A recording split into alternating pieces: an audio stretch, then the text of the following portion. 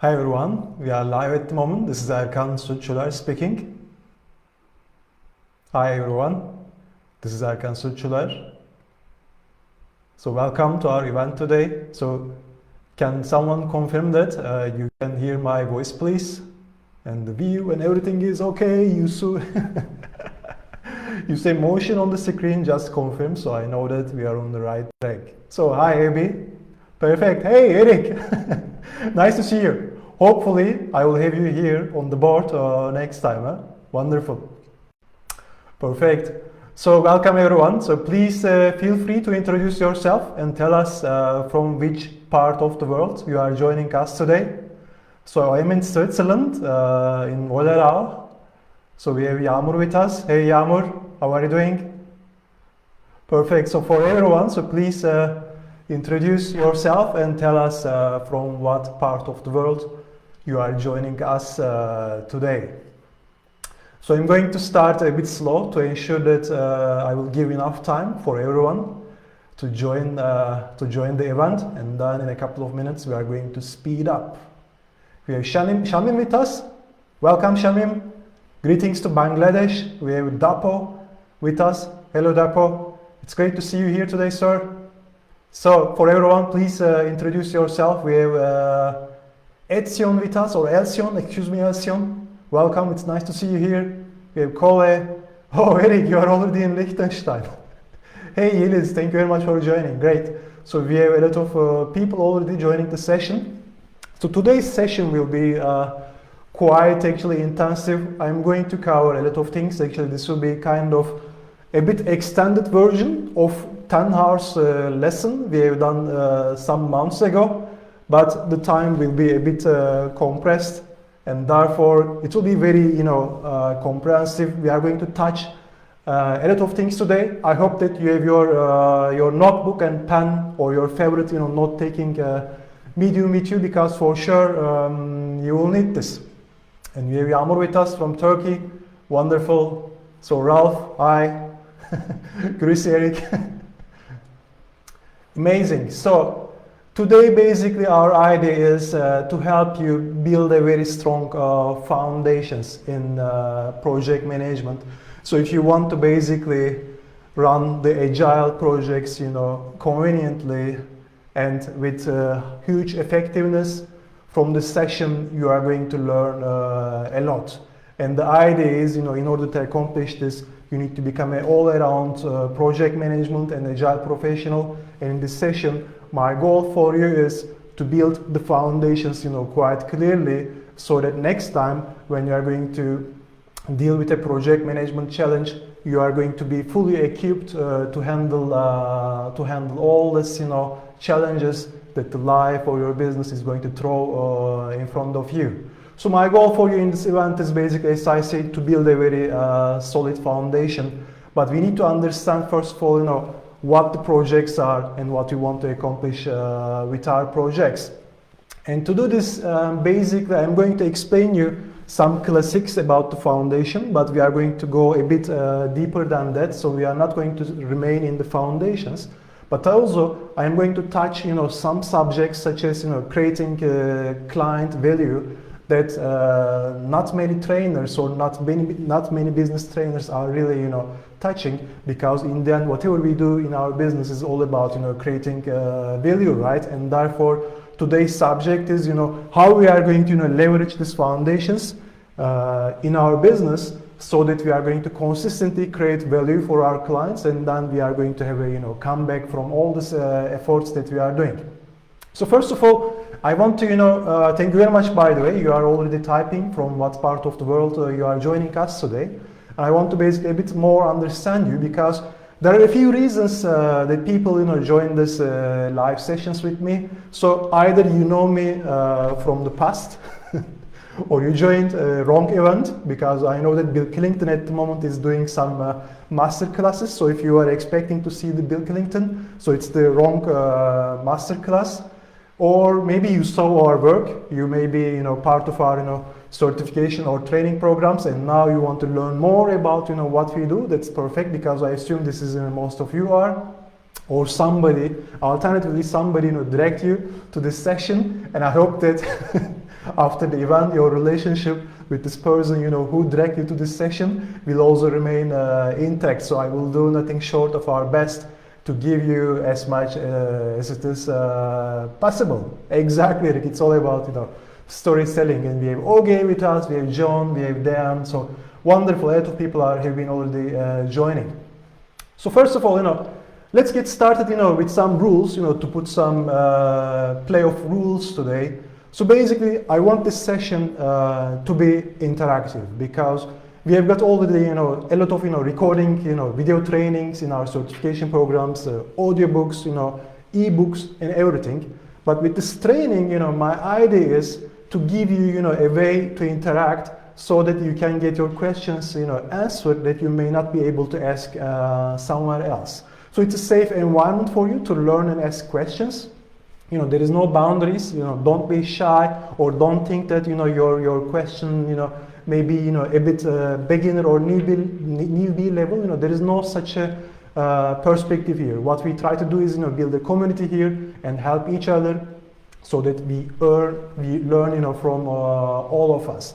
Therefore, that's the idea. It's a safe environment, and feel free to interact. Ask questions, and then help me also to to divert the agenda of this training. So we are going to create as much value for you as is possible today. So projects are basically, it's very important to understand because in essence it looks like somehow something we do in our life, in our business, and then it's part of a business. It's somewhere in the corner that a project manager or that a program manager is responsible for. But it's basically far more than this because many good things in our life happen because the project manager, took over the accountability of a project and then deliver something in return to the world. Say it, running a software application or building a construction or building, designing a piece of, equipment or hardware or, building an accounting software or whatever you call, everything, happening in this business, it happens because the project manager, took care of the accountability of this item that needs to be accomplished. Therefore, it's quite important, to understand this point of view. Project managers are there in the world to deliver value, including, business value. Hi, Ulrich. Hi, Adesakin. Hi, Ebi. Hi, Lara. So I hope, I'm not missing anyone. I apologize if I miss because I also don't want to disrupt the flow of the session. Okay, so I also want to, put some games in between, while we make this session. And this game that I want to put is, one word game, okay? Occasionally, during the course of this, training, I'm going to, pose you some questions, and then you are going to answer this question with only, one or two, maybe a few words, okay? At most, okay? And then, therefore, we are going to also understand from each other's, point of view. Now, I'm starting, with an easy question, okay? And this easy question is, describe your last project with a few words, okay, or with a single word. Please describe your last project with a few words. I'm looking forward to seeing your answers on the comments. I'm also, observing them while I speak. Okay, so this is the game. Describe your last project with a few words. And this event is, by the way, for everyone, okay? It's not specific for a particular, industry or for a particular, level of seniority. This covers, because the fundamentals that we are going to cover today is for everyone. You can be from the IT industry, you can be from the, from finance industry, from human resources, from construction, from accounting, from design, from whatever it is. This session is for everyone because the way we are going to discuss about the projects and then the agile and then the Scrum are basically universal principles which apply to all industries, and this information is going to help you whatever your current career level is. Because most of the time, in business, the problem that we have been observing is a lot of mistakes, are being done because people, misunderstand the fundamentals. And by the way, please don't be surprised that these fundamentals, usually totally misunderstood, even by, seasoned professionals. Okay, and then therefore, unless you rightly understand the fundamentals, you won't be able to, resolve, complex challenges, okay? Therefore, it's very, very important that you are going to have a good grasp of fundamentals, and then when you get a good handling of the fundamentals, the resolution of the more complex issues will be quite, intuitive. Most of the time. Yes, Yağmur, Waterfall is very, very chaotic. And by the way, I think, Yağmur, you asked if the session will be recorded. Yes, we are recording the session. It will be available, but not all the questions and answers part. So this is a teaser for everyone. So if you want to get, everything from this session, please, stay online, remain with us live, because we are going to, crop some sessions which will be, irrelevant from that session. And then therefore, it's quite important that you stay with us. Otherwise, you are going to miss the important question and answers. So some people are describing their projects, nerve-wracking, yes. It can happen, Charlie. And yeah, I'm going to follow the answers. And I think Eric also put something complicated, put Rolf, yes, it can be complicated. Multiple location restructuring. Oh, Eric, this seems like a challenge from Liechtenstein. Okay. I am sure you are going to get over it very well. I have no doubt on your talents, Eric. You will do perfect. Okay, we say this session is for everyone, and in the end, my goal is to help you, increase your, productivity, increase your, point of view in projects, and then, understand, what important is and what is basically less important. And my suggestion for you is, please, stop, distractions, all around you. I would suggest you to silence your phone, silence, all the notifications. Keep an eye here, because maybe, one thing, one single tip, okay, or maybe one single idea or information that you are going to get from this session today will help you basically impress your boss in the next meeting, or will help you impress the hiring manager in your next job interview, or will help you, impress the teammates in the next meeting or in the next project, which will give you a cutting edge to deliver a great value to your business, and also basically will help you for your career goals. And therefore, it's quite important to stay focused in this session today, because some lives will change during and after this training, because this happens every time. After such sessions, in a few days, I receive emails or phone calls from people who say me that, hey, because of the thing that you explained me, now I get a promotion. Now I'm having a good productivity. Now I'm having a good rating in my project management job, etc. Therefore, a lot of lives usually change after these sessions, and therefore it's totally recommended that you don't lose your focus. And another game we are going to play today is, I'm going to give you, okay, a small, homework, okay? Don't be worried, it's not a complicated, homework. What I want you to do is, please, take notes during this session, okay? Please basically draw what I've been drawing on the charts. We are going to have about, 7 slides, okay?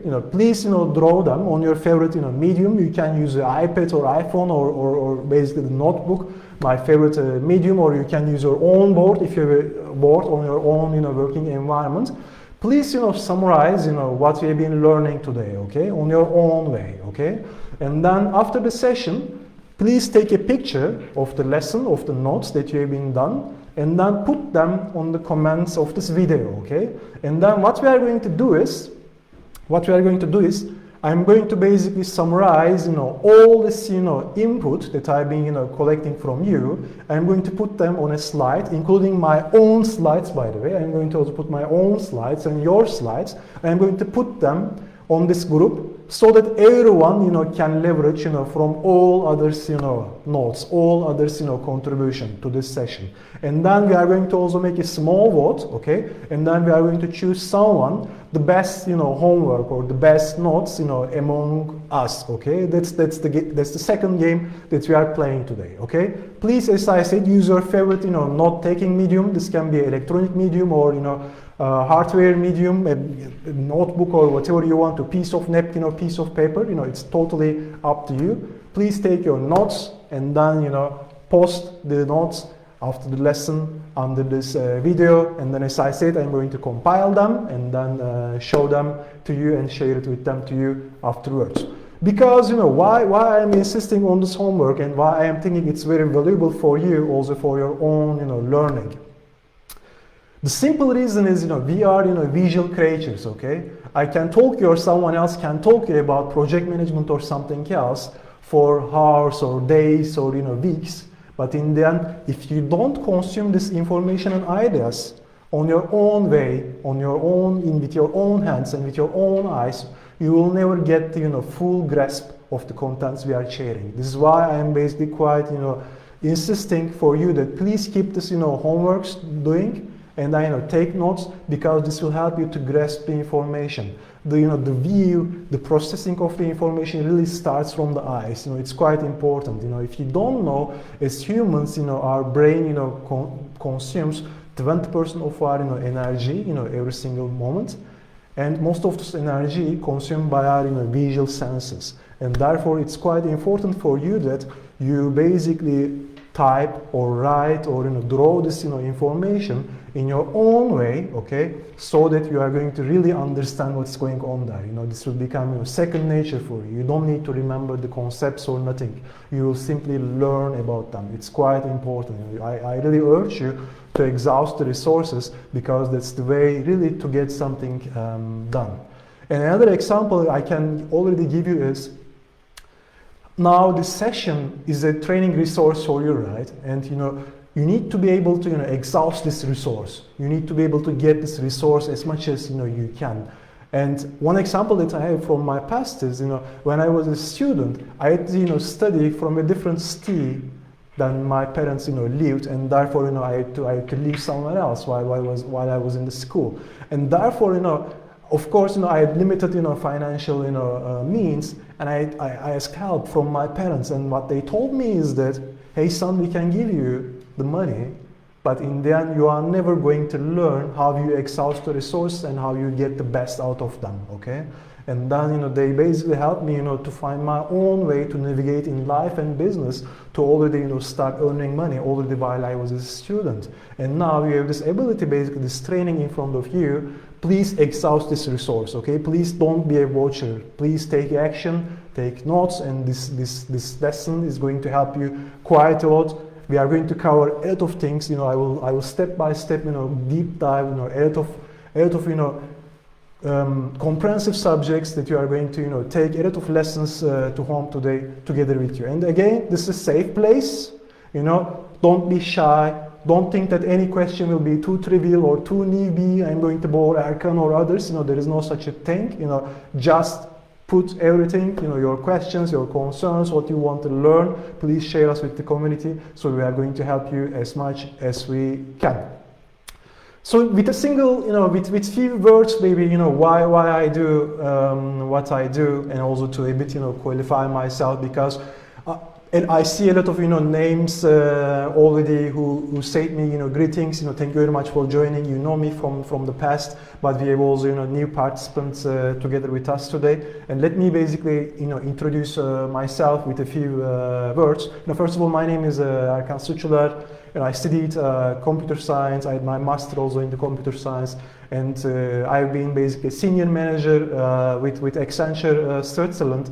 And while I was there, this was basically early 2010, what Accenture observed is that with all this agile project management movement, a lot of companies, particularly in North America and more particularly in Silicon Valley, delivering projects quite fast and creating quite a lot of client value in a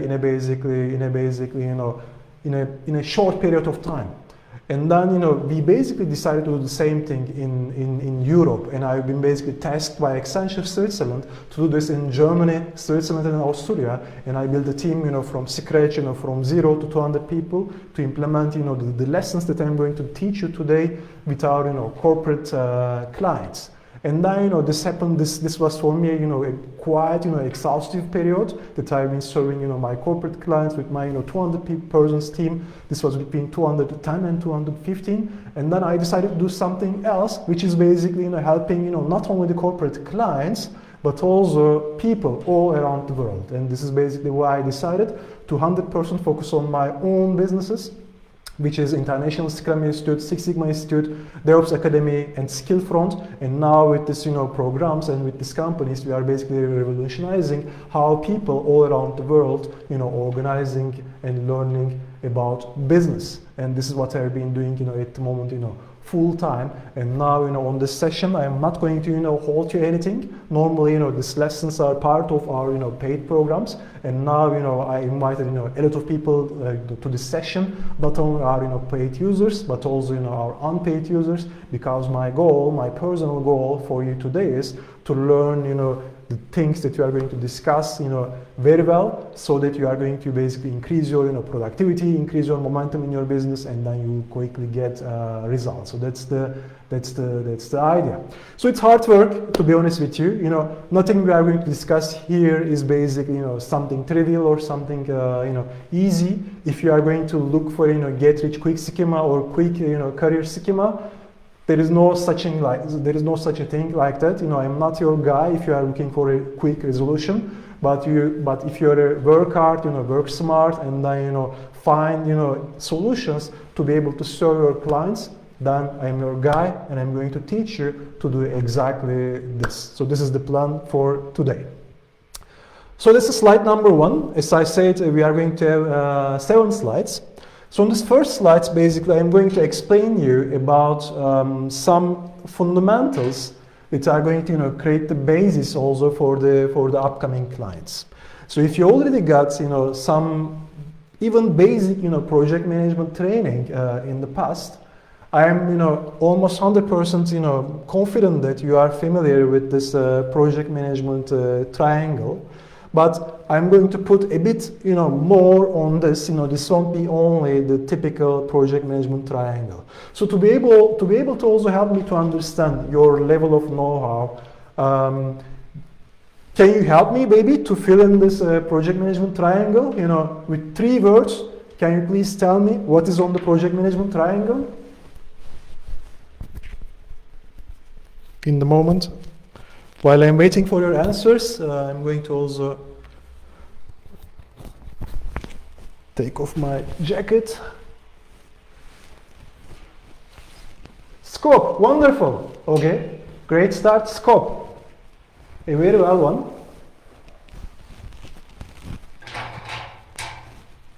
Scope, right? Thank you very much. And sometimes scope is also called features, okay?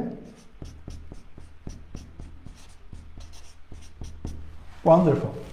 Okay, wonderful. Time, perfect. Thank you very much. And then, yes, cost has been also put over there. I'm going to cover quality in a different way, Ralph.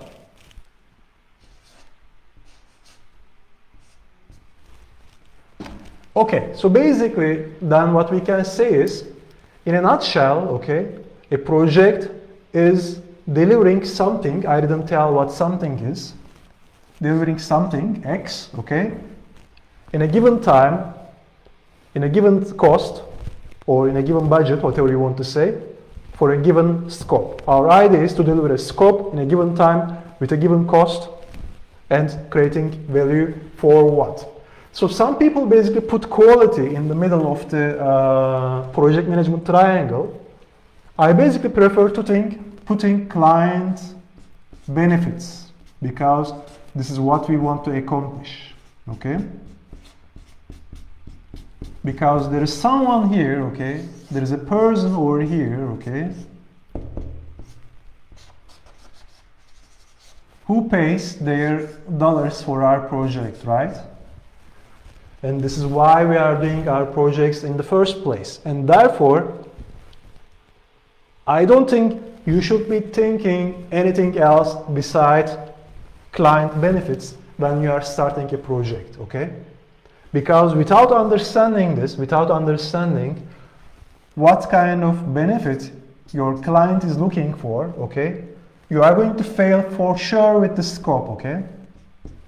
Because no one cares about the scope or features, okay? What everyone has in their mind is what kind of benefit that they are going to get from their project, okay? And they are going to give their money for you to accomplish this. Therefore, it's a quite important, starting place when you get a project in your hands. And this is, by the way, my 5 cents, suggestions to you. Regardless your level, you can be a technical person, okay? You can be an engineer. I am also an engineer. I've been also still doing engineering because software engineering is my passion. Even if you're an engineer, okay, when you get an engineering job, the first thing that I would suggest you to find out is what kind of client benefit is expected from the work that you are performing, okay? Let's say you've been given a module, a software module, and then you are tasked to implement something, function ABC. What I would do is, I would understand what kind of, benefit my client is aiming with that, okay? And then the rest will be, quite intuitive for you. Creating, scope from benefits is quite, intuitive. What do you want to do? What kind of benefit I want to expect? Let's say I want a module to basically disable certain system under a certain security attack. Okay, this is the benefit that I want to get. From there, getting the scope is quite easy, right? But think the vice versa. Think that you have a product, all the packages and everything. A module, B module, C module. What is the benefit? Okay, in my consultancy jobs in the past, I had this challenge many times because the teams deliver me, hey, this is the feature ABC, guys. Okay, this feature ABC sounds interesting, but what do you want to accomplish with this feature ABC? Why would someone pay their dollars or euros or Swiss francs, whatever they want to pay for this certain features? And therefore, please keep the client benefits in the first place in everything you do. Okay. And then some other stuff, also some of you covered this, but I want to start with people, okay?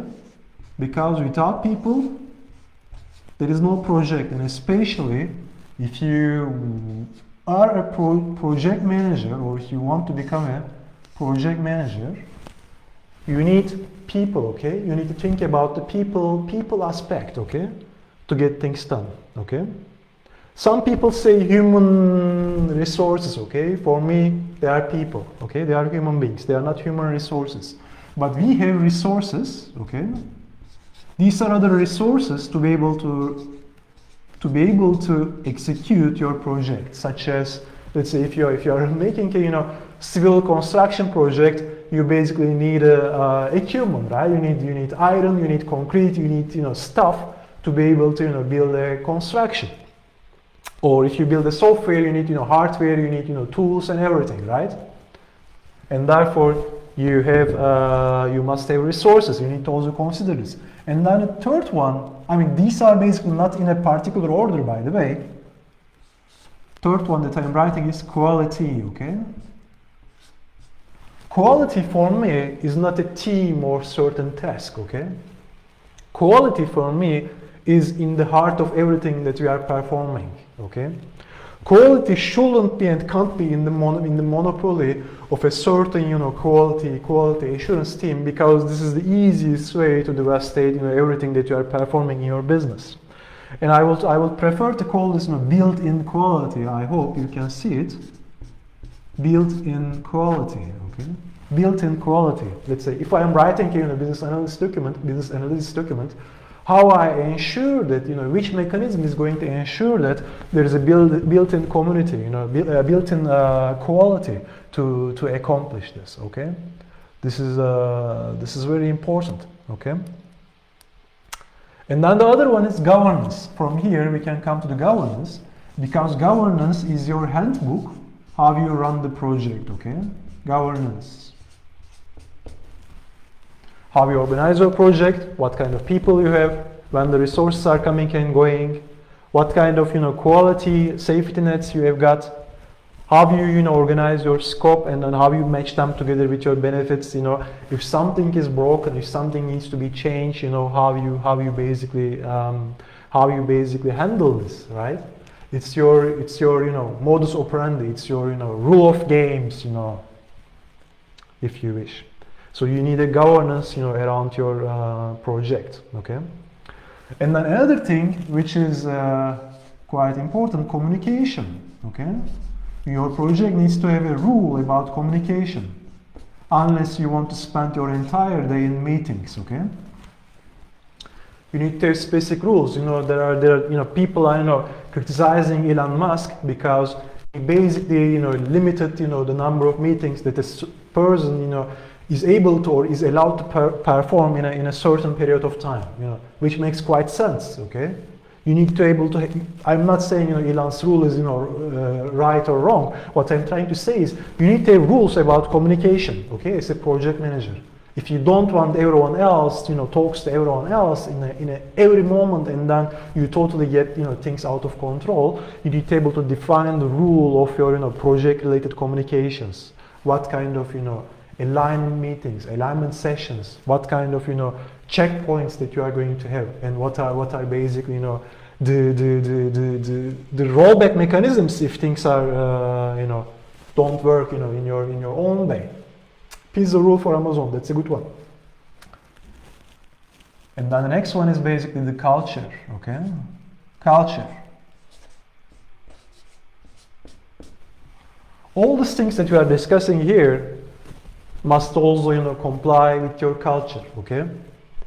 You have two ways, okay? If you are basically a C-level or close C-level authority, you can try to influence the culture and then, you know, try to bring the things in your own way. This is what Eric likes to do, for instance.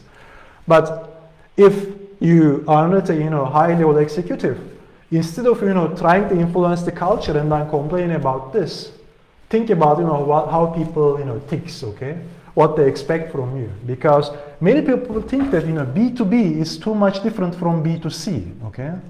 It's totally untrue. For me, the rule of the game in B2C and B2C is almost identical, because whenever you have to basically convince a CMO or a CEO or CTO to think in your own way, the decisions are always personal, okay? Because everyone has their, you know, own concerns in their mind, okay? If you are talking to an aging CEO, what this person thinks is, you know, leaving a legacy behind him. This is his only concern, because the guy or the lady is going to retire in a few years. Now, his or her only concern is, after a desire, you know, is he going to give a legacy that everyone, you know, will talk good, you know, behind them, or if he's going to leave a basically, you know, kind of a, you know, a train wreck brand behind him.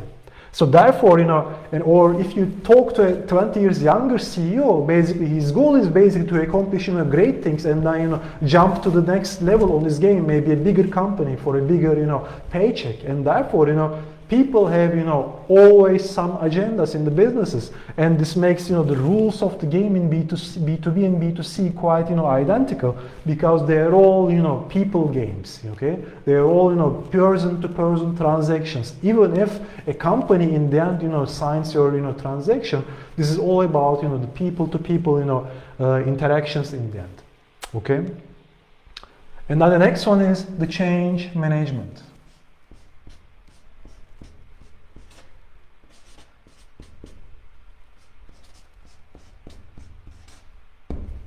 This is the big thing in Waterfall, which usually doesn't work. First of all, most of the Waterfall projects do not have a reasonable change management projects. This is the reason. This is the reason one. But then the second reason is, most of the time, you know, change management is hard to deal with because of the internal politics, because of the, you know, misunderstood expectations or misset expectations. You know, again, all the communication, you know, issues. You know, change management is usually, you know, the one of the, you know, major weaknesses in the Waterfall model. And this is basically, you know, one of the problems that we are going to solve today. You know, how we are going to do the change management in the, you know, agile, you know, modus operandi. And in agile modus operandi, basically, you know, you even, you know, don't need to, you know, change management, you know, as change management per se, because the change is in the nature of the agile project delivery, okay? And therefore, it's again, as project manager or a program manager, this is something that you need to keep in mind, okay? It's quite important. Okay, let me also check my notes to ensure that I don't miss anything important. Another thing is the risk. Everything that we do is bound to risks. This can be also considered with or without the quality management aspects, depending on how you want to handle this. But all these risks are part of your projects, okay? And therefore you need to have a mechanism to deal with this. It's risk, okay, I just put this. So this is again another aspect that you need to consider, okay? And then if you strip, everything else. Now, I'm a project manager now, okay, let's say, for a certain project, and I want to get going. What I do, okay? This is a Gantt chart, okay? A Gantt chart is basically the timeline of activities, okay? This requires a very high level Swiss precision to done correctly, but it doesn't always work, okay? And I'm going to tell you when it works and when it doesn't work. But first of all, let me explain you how does it work, okay? For every, usually for every delivery center, okay? For every, let's say delivery center 1, delivery center 2, delivery center 3.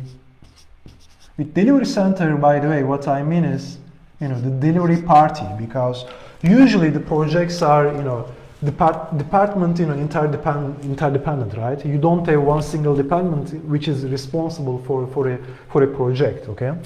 You have, multiple, stakeholders and multiple participants. And what you first need to do is, what needs to be delivered by whom, okay? And then here you have your tasks, okay? You have your tasks, and then here you have your time, okay? And then you start, describing the tasks, okay? Let's say delivery center or the department 1 first needs to deliver this certain task, okay? And then this certain task. And then delivery center 2 delivers this one, and then this one. But here, some tasks are, dependent to each other, okay? It's a more concrete example. Let's say if the DC1 is business analysis or requirement analysis, let's say this is BA, okay? Business analysis, this is BA. And now let's say this is design, okay? And because the business analysis of this piece is to be done before the design, there is a hard dependency here, and therefore you can't basically start this activity before the BA is completed, okay? And now similarly, there are other dependencies. You see, this activity is dependent to this one, this activity is dependent to this one, and usually in a real project, your dependencies are everywhere, okay? You see all these dependencies? This task basically blocks all these 3. This one blocks all these 2, okay? This one blocks this one. And imagine this is, let's say, the happy go live. Usually it's shown with a star on the project list. This is our happy go live moment where we celebrate, okay? And what usually happens is, if one of these activities here delays or needs to be changed, your celebration date shifts, okay? Which basically increases the cost, clearly, right? Increases time, and usually a question mark with the scope. Because you deliver something, but yeah, we never know really if the things are going on the right track. I'm being honest with you here, okay? And this is basically called critical path, okay? These activities are actually this project that I have drawn here, by the way, has many critical paths, but I'm drawing only one here, okay? This is the critical path, okay? The one that I'm drawing. What does critical path mean? Critical path, the series of activities, and if one of them basically has an issue among the critical path activities, then basically your project delays. This is what we call critical path, okay? And to be honest, you usually have some hard critical dependencies in many projects, okay? You can't basically influence it. But the problem usually comes from the nature of the projects that you are trying to applying with Waterfall or Agile. And the easiest way, okay, to decide, in my opinion, is when to use Waterfall or when to use not is if you've done a similar project in the past, okay? And if there are not many variables that is changing, from the past, then Waterfall is the right way to go, okay? Let's say a construction project, okay? Let's say a construction project. So John, BA is business analysis. They do requirement analysis. They basically, collect the requirements from the clients, and then they basically define how these requirements basically make sense in the overall, business model. Okay, and then they basically provide input to all other engineering and delivery teams. This is what business analysis perform. Okay. And if basically your project is a project that you often repeat with few variables that you can easily keep under your control, then the Waterfall is way to go. As I said, if you build a bridge last year, okay, and now if you plan to build another bridge with similar characteristics, similar materials, similar design, similar length, similar features, similar functionality, then you can repeat the same project, okay? But if you build a bridge that you have never done before in a geography that you don't know, let's say the weather conditions are untypical, okay? Let's say the soil is untypical, okay? Let's say a lot of things about the geography, about the meteorography are not something that your team are familiar with, okay? Then waterfall projects usually fail, okay? Because something hugely, delays, hugely delays, okay? And then everything else goes to the infinity, okay? This happens, many times in private sector, in public sector, and everywhere, okay? Therefore, if you are not familiar with the project that you are performing, then you need to be careful by using waterfall, because by signing on the waterfall, you are signing on a failure, okay? You are signing on a failure. And my next slide will give you a better idea, why this is happening like that, and then how we are going to resolve this. Okay, now the next slide. By the way, does anyone has any question? I saw a question about BA. I tried to answer this question, John Pirlo. I hope my explanation are clear. Does anyone have any questions about the slide before I jump to the next one?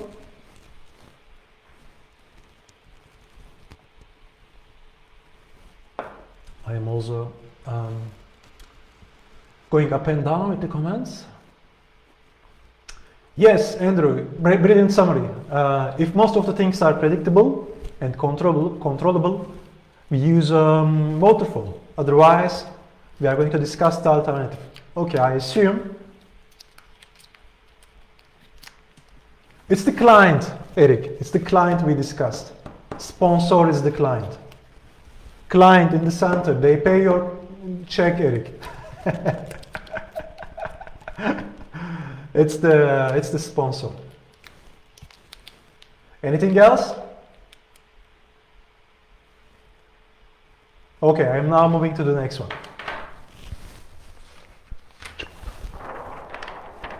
So the next one is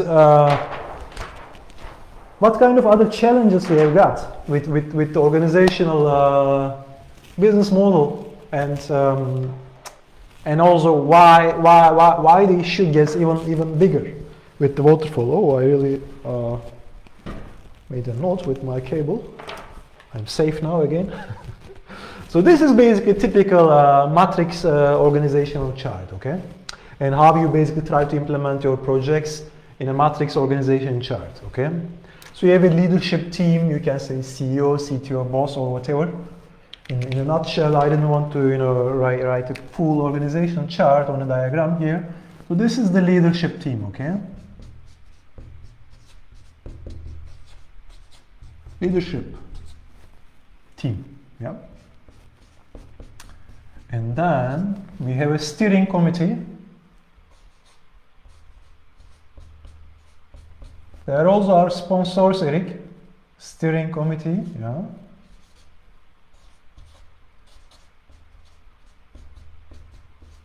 Some of them have their skin in the game, Eric, some of them not.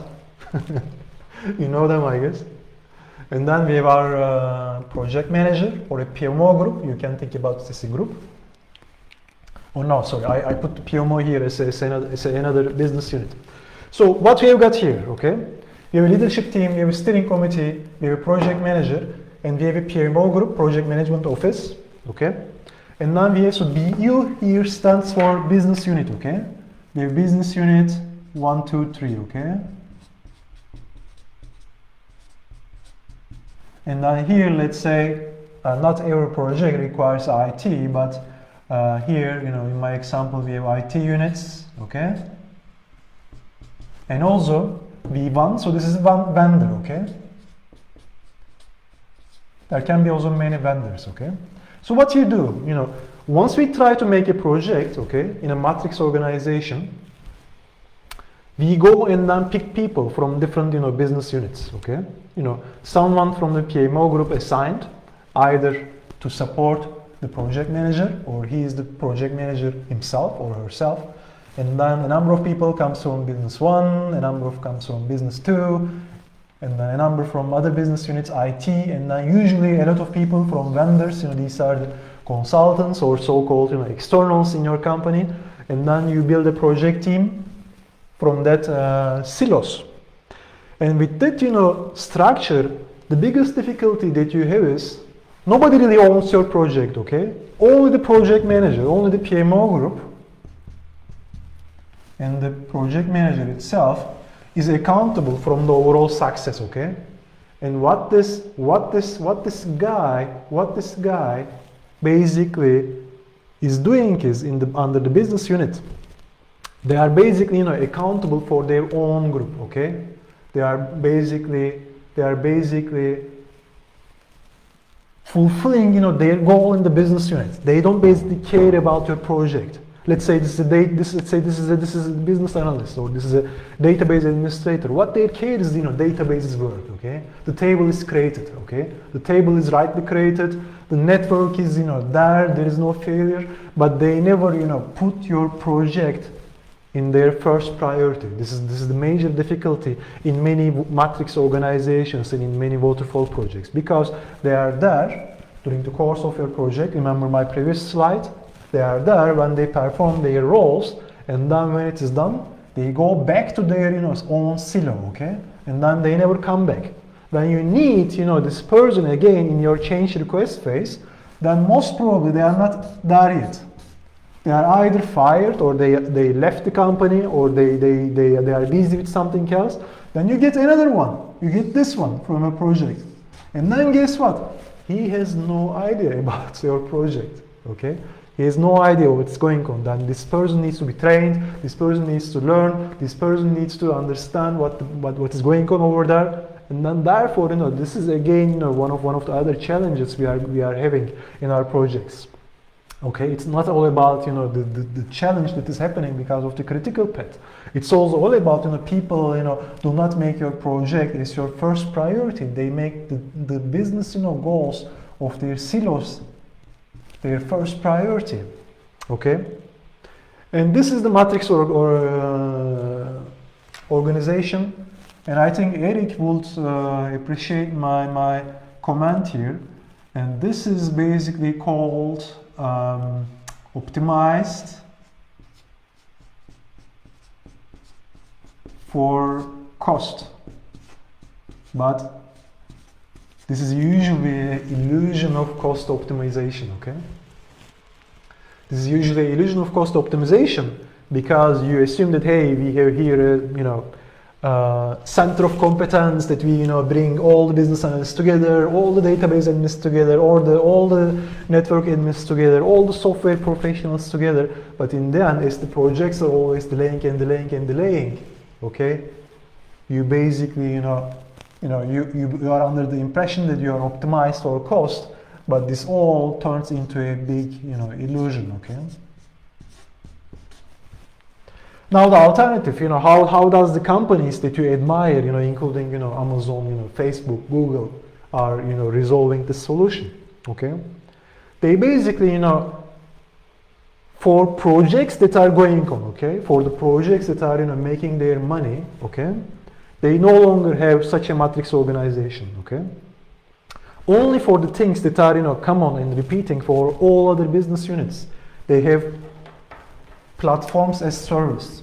Don't think platform as a service only as an IT point of view, okay? This is basically center of competences for a repeatable and predictable work, okay? Platform as service, okay? And this serves, okay, this serves for whom, I'm going to tell you in a second. This serves for the product teams. And the product teams are basically people from different, backgrounds. Here you have a project manager, you have a software engineer, you have a test automation specialist, you have a network admin, you have a software engineer, you have a database administrator, user experience designer, okay? You have, you have an accountant maybe, if you are building an accountant software, okay? So all these teams, okay, contains, a number of, people coming from, diverse backgrounds, but their goal is to become self-sufficient.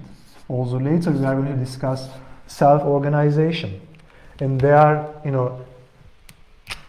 their goal is to be as less dependent as possible, to all other teams, okay? Therefore, therefore they basically, build their, projects, build their systems without all the time, expecting someone else to come and help them, because they are basically self-sufficient, okay, to deliver their business goals. And these product teams are basically responsible for the entire life cycle, okay?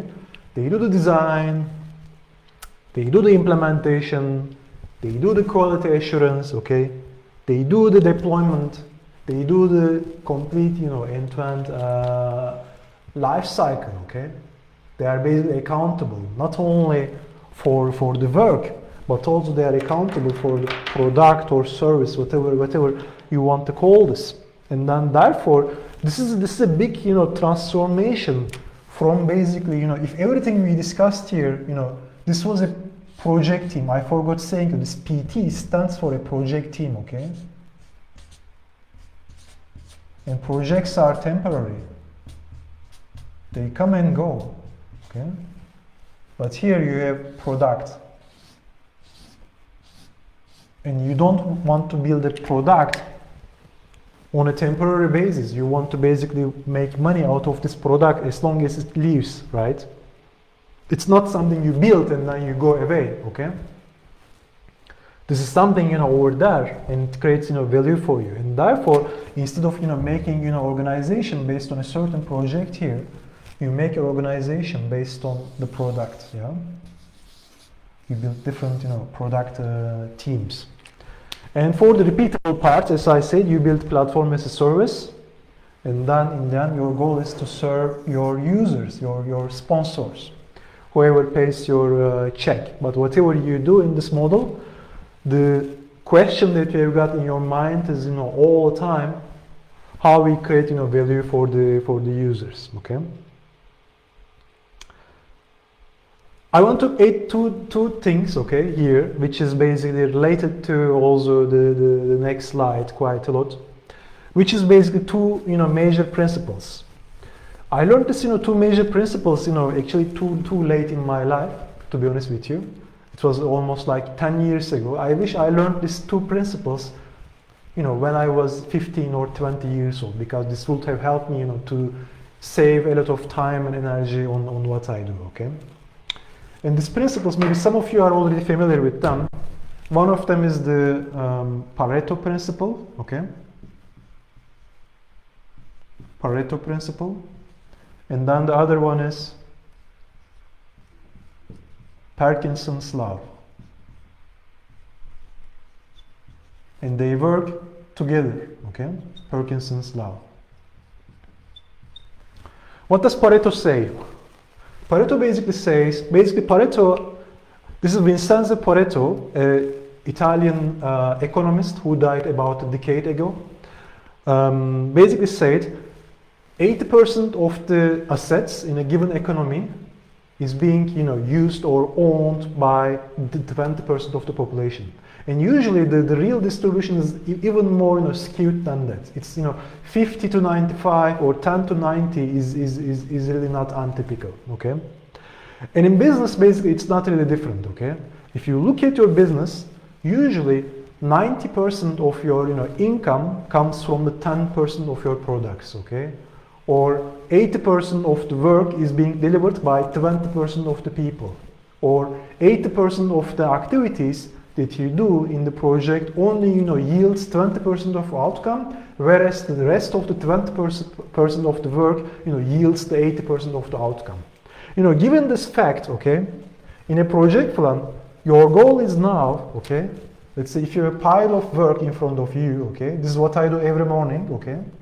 If I have a pile of work in front of me, okay, I know that, okay, there is a small group here, very small group, that is going to, that is going to yield for me 90% of the success, okay? And then there is a large group here, okay, large group, which gives only 10%. My goal is always to find out this small piece of work which gives me 90% of the outcome. Now, okay, now for you, what does this mean? In order to profit from what I'm saying here, you don't need to be a manager or you don't need to be a project manager. You don't need to be someone perceived important by others. Okay, you can be even choose not to work and then live your life, live the life of your dreams and travel and everything. Whatever you do in life, don't forget that this small piece of selection is going to yield 90% of the positive outcome for you. Say it in business, say it in life, say it everywhere, okay?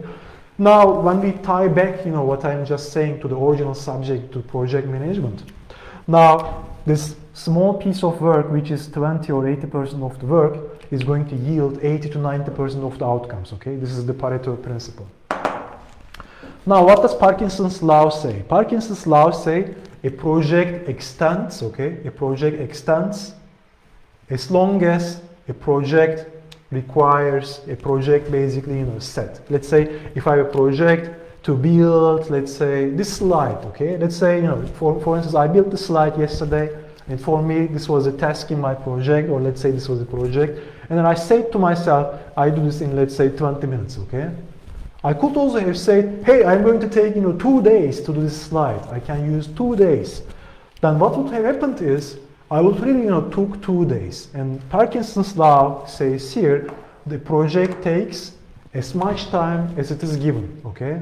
So if you are surprised any time in your business life why there is tight deadlines, because without tight deadlines your project always extend as much as it's allowed to be extended, and still you will have the same challenges, okay?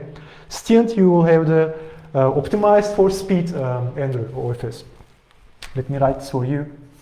Optimized for speed, okay? Optimized for speed. So Parkinson's law in combination with Pareto gives you this ability.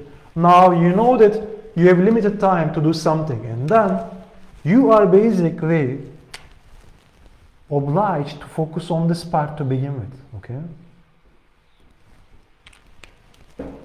Because otherwise, if you didn't have a tight deadline, you would, take a lot of time and to look at all the details. I could think about, days on this slide, because here there are very important messages.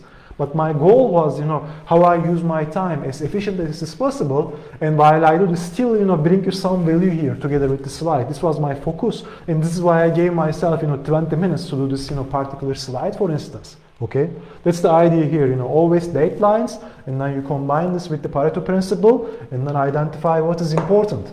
And most of the time, you will see that this pile of work that you have got in front of you in the morning is irrelevant, okay? Because when you accomplish this value, you are basically get the business result. Then pick up another project, okay? Pick up another project, create another value. This goes beyond this session, but there is a rule in the lean movement, okay? And this rule says that don't do work that doesn't create, client value, okay? That doesn't create, sponsor value in Eric's, terms. And then therefore, now our objective is to identify what is important, what's the priority, okay? For me, my personal priority in my business is to ask myself, what must be my priority, okay? My priority is to challenge my priority. So this must be also what you should be doing as a project manager. And as I said, in order to use this, tip, you don't need to be necessarily a project manager. This works everywhere, okay? Now I'm going to tie this with the previously shown waterfall chart.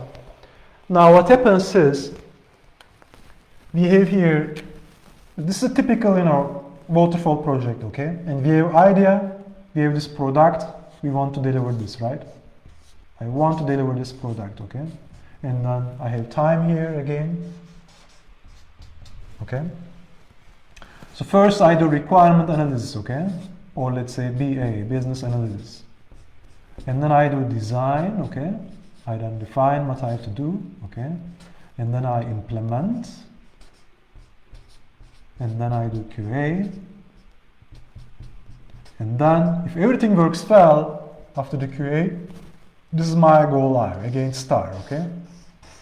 It's my go live. But life is usually not as easy as that.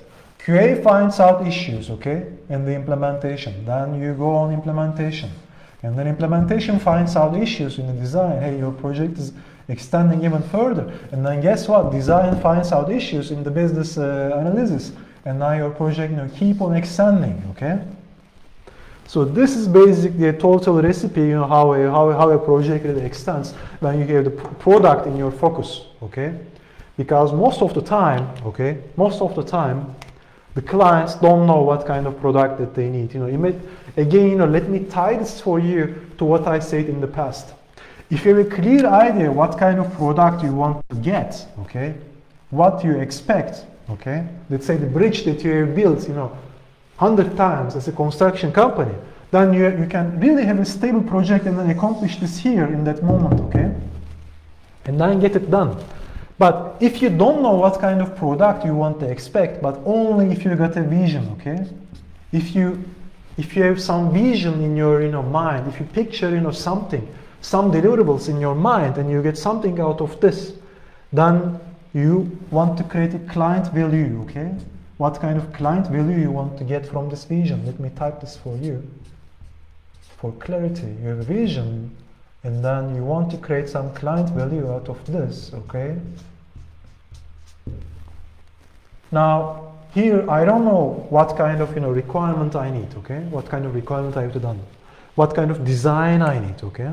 What kind of implementation? What kind of QA? I really can't know, how long all this take. And now what we do is, we basically, this is called, by the way, Toyota Improvement Kata.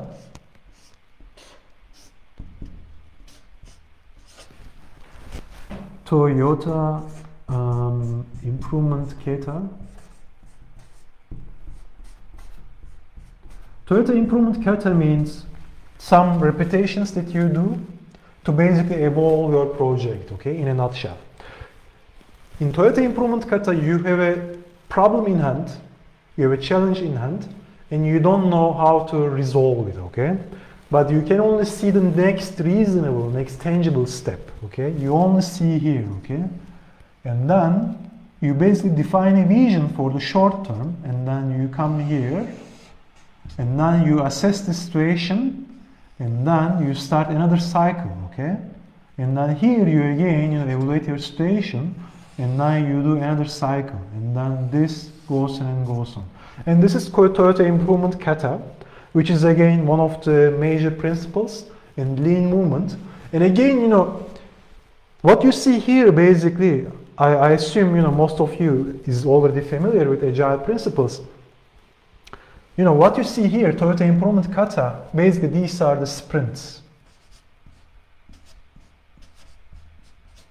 And Scrum, in a sense, is not basically the combination of, again, the best practices in the lean world and other, manufacturing principles and their, adaptations to software industry. Here we have the sprints. And then each one defines a vision, and then we implement this vision step by step, because we don't see, far away. And instead of, having a tangible idea we only have a vision, okay? With this vision, our goal is to create client value. I again look at the Pareto principle. Let's look at here. And also Parkinson's law, they are both in play. My sprint is limited, 2 or 3 weeks, okay? I know companies who do only 1 week sprint and they work very efficiently, by the way. They have 1 week, let's say, and then they have a vision for this particular week. And then they only focus on this, most essential part to help them, realize their vision, and then they cycle this, and then they step by step implement this vision, because they don't know what kind of product they want to get, okay? There is another concept which is called CI. This is not continuous integration. This is commander's intent. I hope you can see it on the screen. Commander's intent. Commander's intent is basically, you have an intention, but you don't know exactly what to do, how to do, okay? You simply do it step by step, okay? You simply do it in this, iterative evaluations. Okay, let me fix this before I follow everything. So this is commander's intent. I have an idea, I have a team, but I don't know what to do this. I don't know how to implement this. And then I put a vision as commander, as client, okay? And then the team, gets it over, okay? And now what happened, what's the other main difference between these two charts, okay? The first one basically focused on phases, okay? These are transformation phases, TP, okay? But the second chart is now focused on transformation cycles, okay?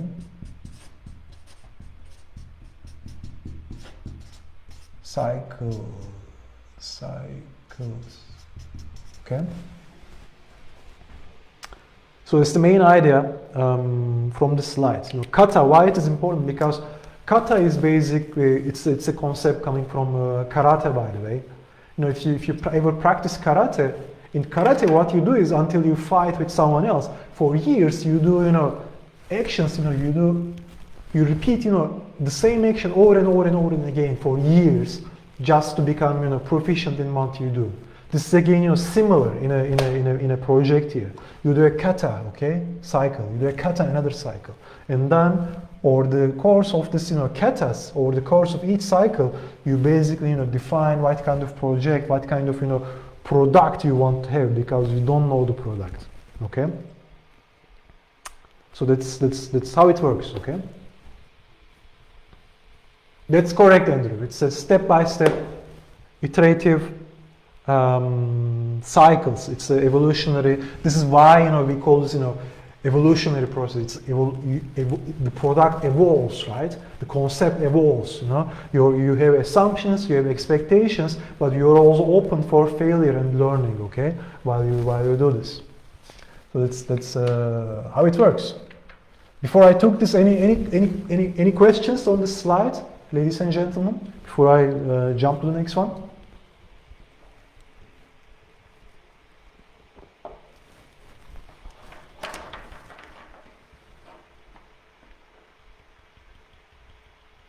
Okay, I jump to the next one then. If you will pose another question, I will handle it anyway for you. Okay.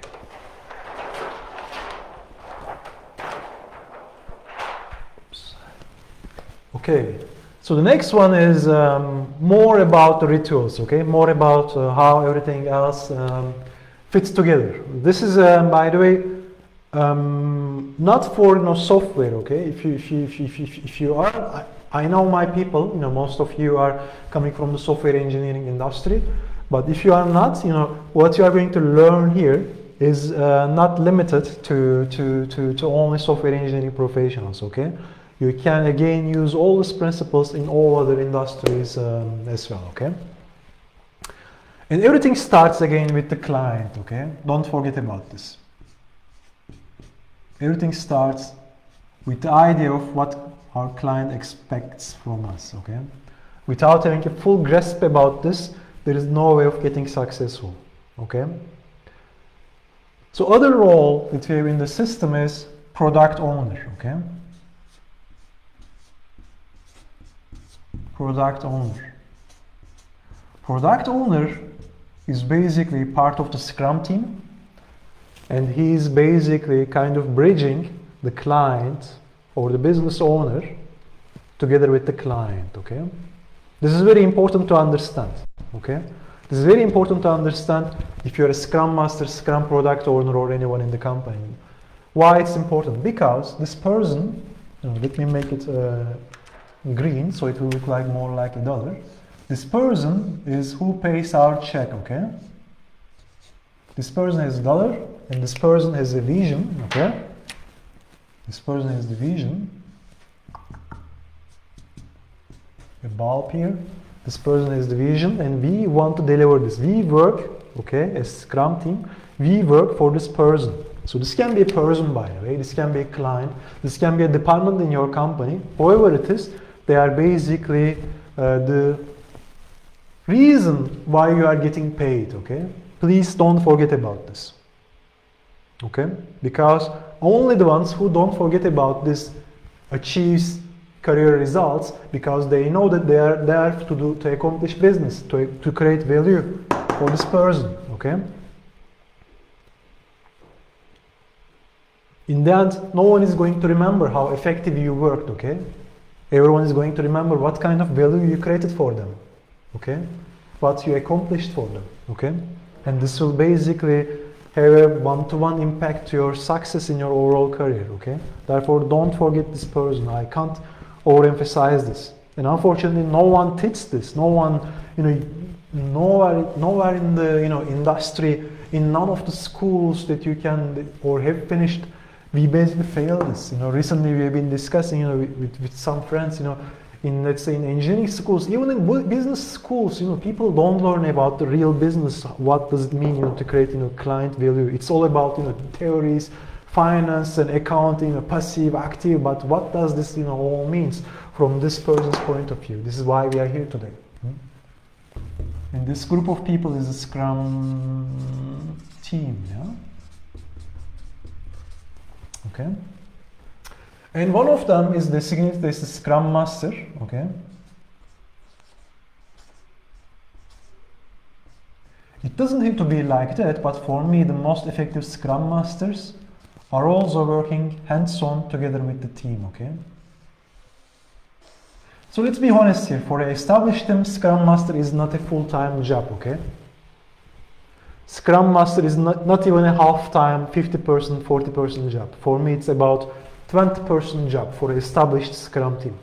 Now, this means this person can really do the real work together with everyone else, which basically contributes to creating value, okay? That's the idea. Now, how does this work? Again, this is the organizational part, the first part, okay? The second part, now we start with the vision, okay? Product vision. I hope you can see it. Product vision. Okay. To basically, implement the product vision, we build a board, okay? And this board is independent from the cycles. This becomes kind of our, single, source of truth about this project, which we call product backlog, okay? Product backlog, okay? Product backlog has some artifacts such as epics. Epics are very high level requirements, such as I want to have a graphical user interface for a particular system, okay? I want to have a accounting module for my ERP system, okay? These are very, very high level, okay? And this is what we call them epic. So this is why I drew them a bit larger than the others, okay? These are all epics. And then we basically start, decomposing these epics to some user stories, okay? To group of user stories. These are more tangible requirements, okay? Let's say if the epic was building, let's say, an admin console for my application, a user story can be deactivating a certain user under certain conditions. Now it's more concrete functionality, right? Now you know that there is a user story, there is an expectation. I will later talk you more about what a user story is, but for now you can think user story a more concrete requirement, okay? What you want to specifically accomplish. This is what we call a user story, okay? It's not a task, okay? It's not build a table or build a graphical user interface. It's not specific, it's more like a requirement, okay? User story, okay? And this basically, how this is being built. In essence, you regularly, your team do regular, grooming sessions. And grooming sessions, the client and or, product owner provides, input about these epics, and then your team slowly decomposes them into user stories, okay? And then there is another specific type of meeting which we call, so I'm not typing it here, sprint planning meeting, okay, SPM. And then SPM meeting, you build your sprint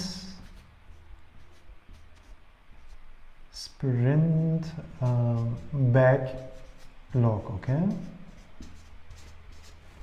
And then a sprint backlog basically contains the activities that you want to accomplish in a given sprint, okay? Most companies use sprints for 2 weeks, okay? There are companies who use 1 week or 4 week sprints as well. This is an answer that you need to find out on your own, which one fits you better, okay?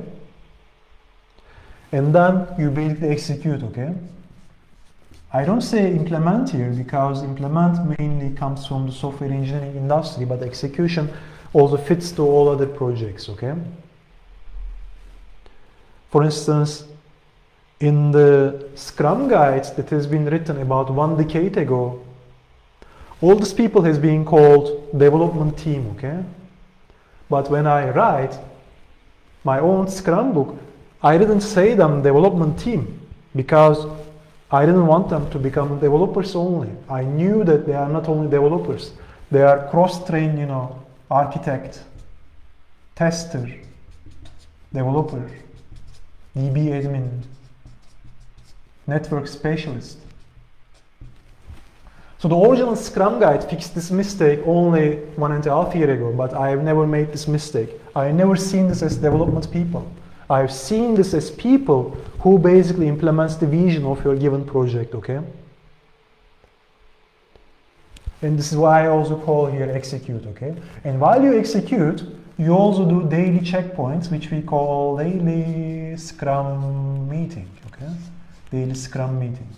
And in daily Scrum meeting, it's a time-boxed meeting, which takes usually maximum 15 minutes, and everyone answers 3 simple questions. What they have done yesterday, what they are planning to do, or if there are any impediments that block them to continue. Now they are called, Yağmur, now they are called Scrum team, or they are called team members. Yes, Tuba wrote user stories stands for small requests from the client to be done. Yes, that's a totally right understanding. It's a small requests and they come from the client. I appreciate that you use the word client, Yağmur. Exactly. The client tells you there are a number of parameters to build healthy user stories. I'm going to cover them for you in some minutes. And one of them is the client, who needs them, okay? And these are, as you said, small requirements. And as I said in daily Scrum, we answer these 3 questions. What I've done yesterday, what I'm going to do today, and if there are any impediments. And if there are any impediments, there is an impediment log here, EL, okay? There is an impediment log. This is a living document, impediment log, oh yeah. It's a living document, and you basically record your issues, problems in this log. Yeah. And then, once you come towards the end of your sprint, 2 other rituals are happening. One of them is called Scrum review meeting. Okay. And the other is called Scrum retrospective. It's a mouthful of words, retrospective meeting. Yeah. And this is where we review our sprint. And there are fundamental differences between these two. Let me talk a bit more about them. In the Scrum review meeting, the idea is to demonstrate your outcomes, okay, to the stakeholders, which is your client and product owner, okay? And then they basically review if the items that you put in the Scrum sprint backlog, here, SB sprint backlog, okay, have been correctly implemented, which fulfills their expectations, okay? And it's not only fulfilling their expectations, the client also can say you that, hey, this looks great, you accomplished what I asked you to accomplish, but I now see that this is not really what I need, okay? This is also a good outcome. Now the client gives you a feedback, okay? The feedback loop, okay? Now we have a feedback loop between the team and then the client, and this only happens as quick as 2 weeks, yeah?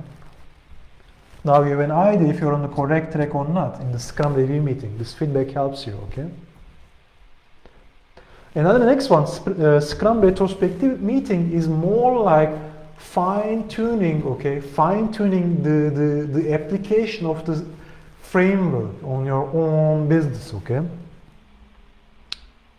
Let's say, are we doing effective, daily sprints? Daily Scrum meetings, okay? Are we effective in handling incidents? Are we effective in handling with client communication, Are we getting good support from because, okay, you can't basically solve everything with 9 people. You have also other people, other stakeholders, other business partners, or maybe vendors who also, gives input or takes your input and then process and gives something back, if, all these, channels, communication channels, delivery channels, correctly work, or if not, what can be done to improve all this. It's all about process, okay? Because still today I see companies who talk about, the technicalities of the project in the Scrum retrospective meeting. The technicalities of the project after a sprint needs to be discussed about the Scrum review meeting, okay? Retrospective meeting is all about the process, okay? Now you challenge the process, okay? In the Scrum review meeting, you challenge your, deliverables. You challenge if you're on the right track. But in the Scrum retrospective meeting, you challenge if you are doing the right things on the right time, in the right way, or how you can improve this. There you get a decision, how you improve your, practices. That's the idea. Olusegun wrote impediment log ? So impediment log is basically, if you meant to ask what impediment log is, let me repeat it for you, Olusegun, in a second. As I said in the daily Scrum meeting, everyone says what they've done yesterday, if there is any issue that blocks them today, or what they are going to do today, okay? And these issues that they tell in that meeting are not basically resolved. It's not the place, but they are put in the impediment log, so the team take care of them during the course of the day. And this is one of the roles of Scrum Master, to keep an eye on the impediment log, okay? To keep an eye if someone needs help from an external party, or a coordination needs to be organized by people among the team members, among the Scrum team members. Now that's the role of themselves, okay? And all this work has been put in the impediment log. And yeah, in the end, what we want to accomplish is, again, let me come back where I started, client value, okay?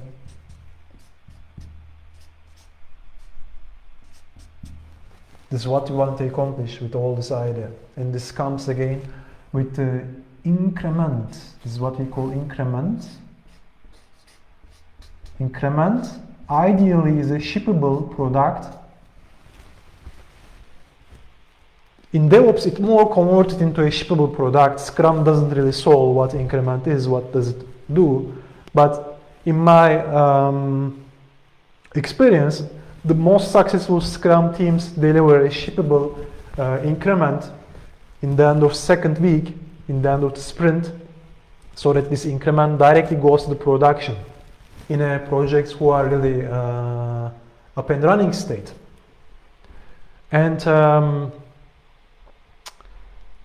if you are just starting, okay, then the idea is to have something demonstrable to the client, to the product owner, so you get their feedback, and then you make your next sprint planning according to this feedback. Okay. I don't want to do a break because it wasn't announced like that. Okay. If I make a break now at the moment, then I know that this will be unfair for the people that we don't promise a break, and they may go away. So my suggestion is, the ones who want to make a break can maybe make a note what minutes they are making a break, and then later after the event they can check them in the recordings. But I really don't want to make a break. Okay, so sorry for this. Any questions about that slide? Anything else that you are curious? RP means, by the way, release planning, and obviously, one thing that I told you in the beginning of this presentation, this product backlog is your single source of truth about what you are implementing, and this all ties to a release planning. Okay. All these epics, because I given you very, very high level examples, such as implementing accounting software, implementing an admin portal, implementing a GUI, etc. Right? And now all these pieces ties to a release plan. Okay? And they are all again interrelated with your increments.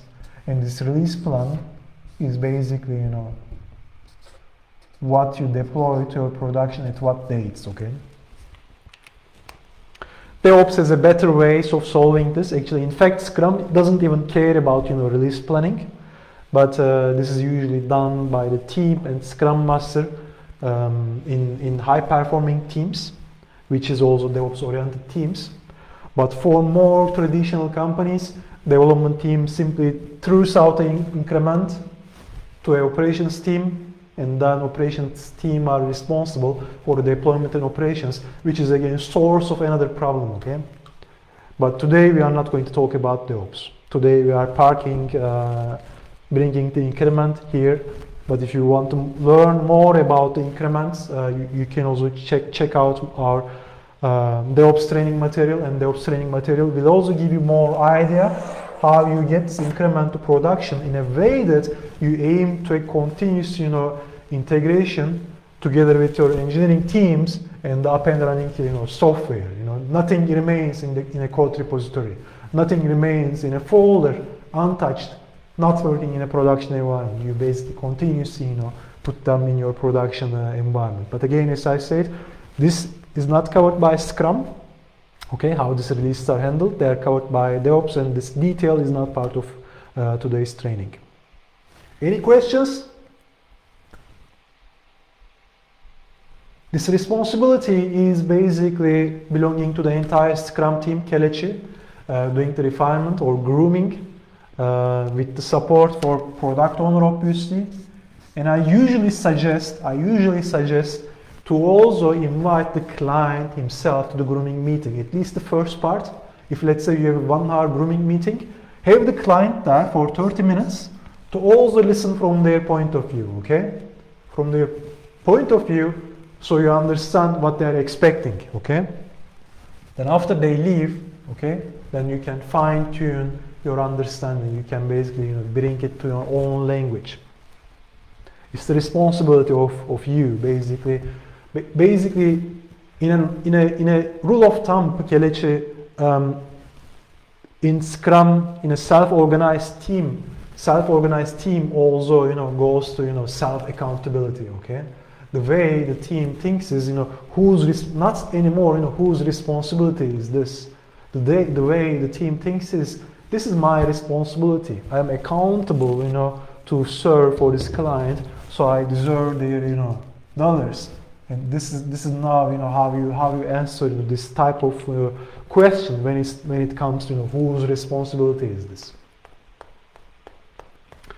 The frequency of grooming meetings again depends on where you are in your project. In the beginning, you do a lot of groomings, and then while the time passes, when you have more stable understanding about what you do, obviously the frequency goes down. Let's say if this is the number of sprint here, and then the interval between groomings, then let's say you have shorter intervals, and then you basically go high. Okay, you need to do less grooming meetings.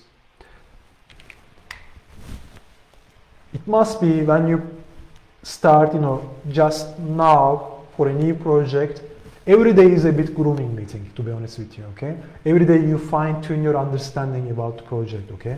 Then it becomes every second day, every third day, every fourth day, every fifth day.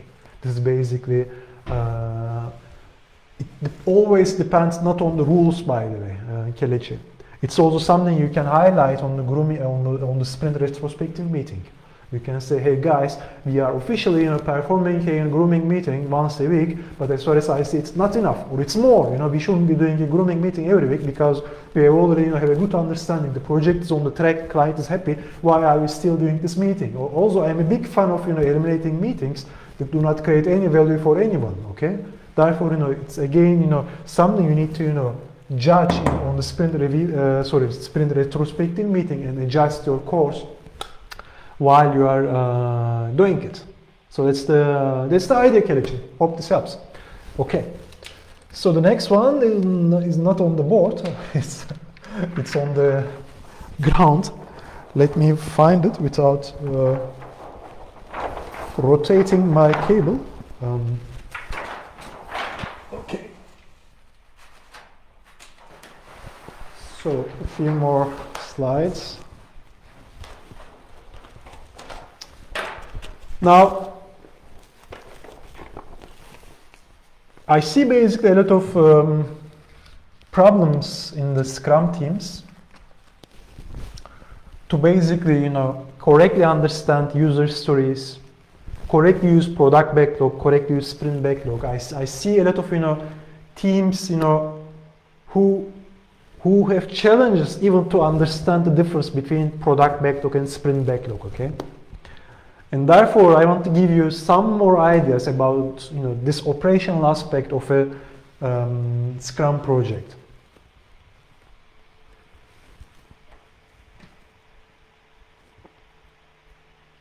That's a good practice, Eli. So Eli just said they used to have 4 refinements per sprint. So 2 times per week, starting with 1 hour each, reduced to 30 minutes. That's wonderful. You basically adjust the frequency, duration.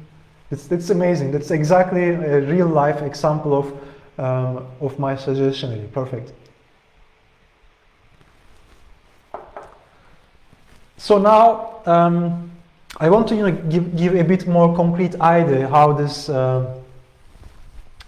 user stories I tied to sprint backlogs and how they are related to the product backlog, because this is as a Scrum Master, or even you don't have to be Scrum Master or project manager, as a Scrum team member, you need to have a clear understanding how these mechanisms work. Okay, and it starts with the single source of truth, which is the product backlog. Okay, this is what you start building when you start a project, product backlog.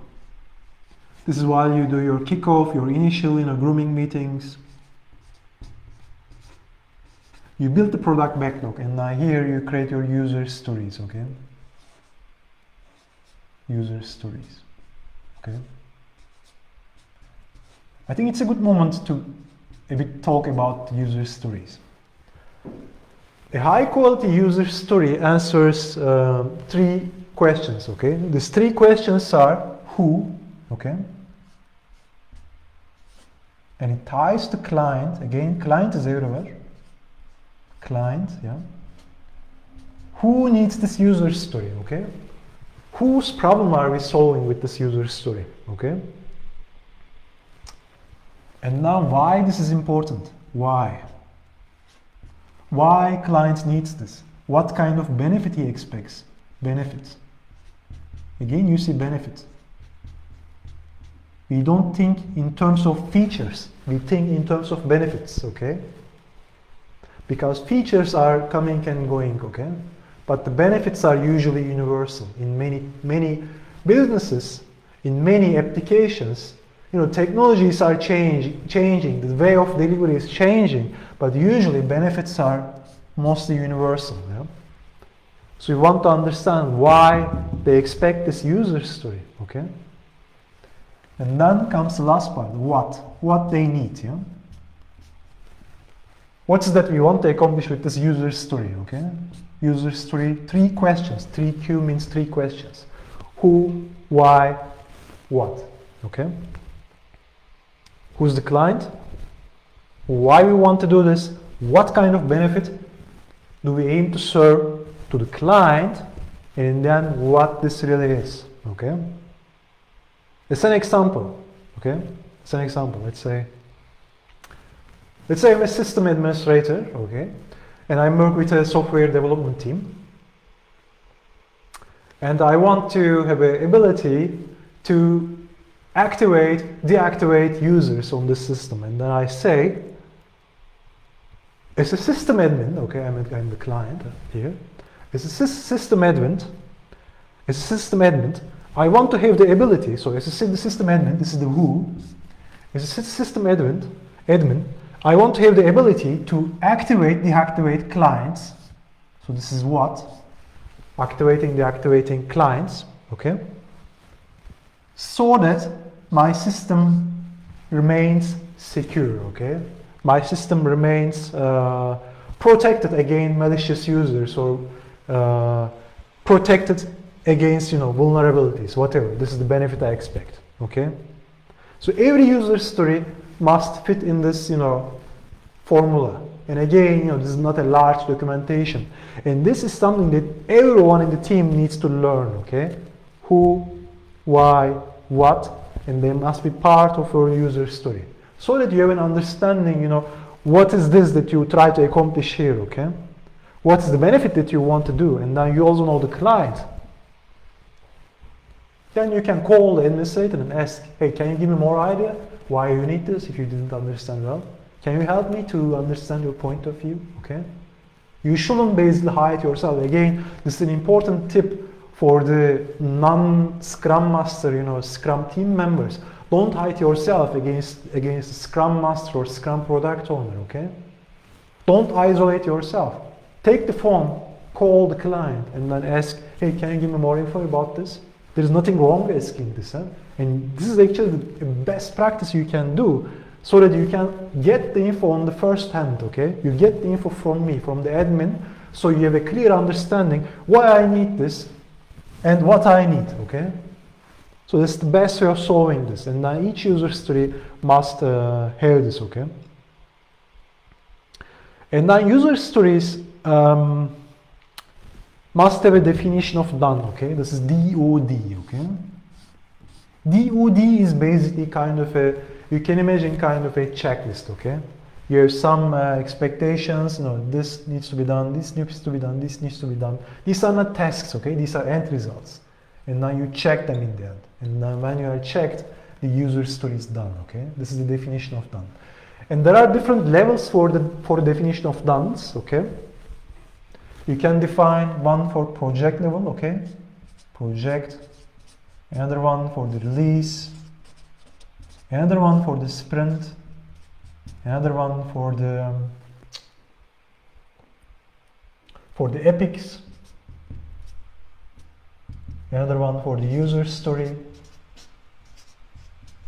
And even for the task level, you need to define definition of done. Task level.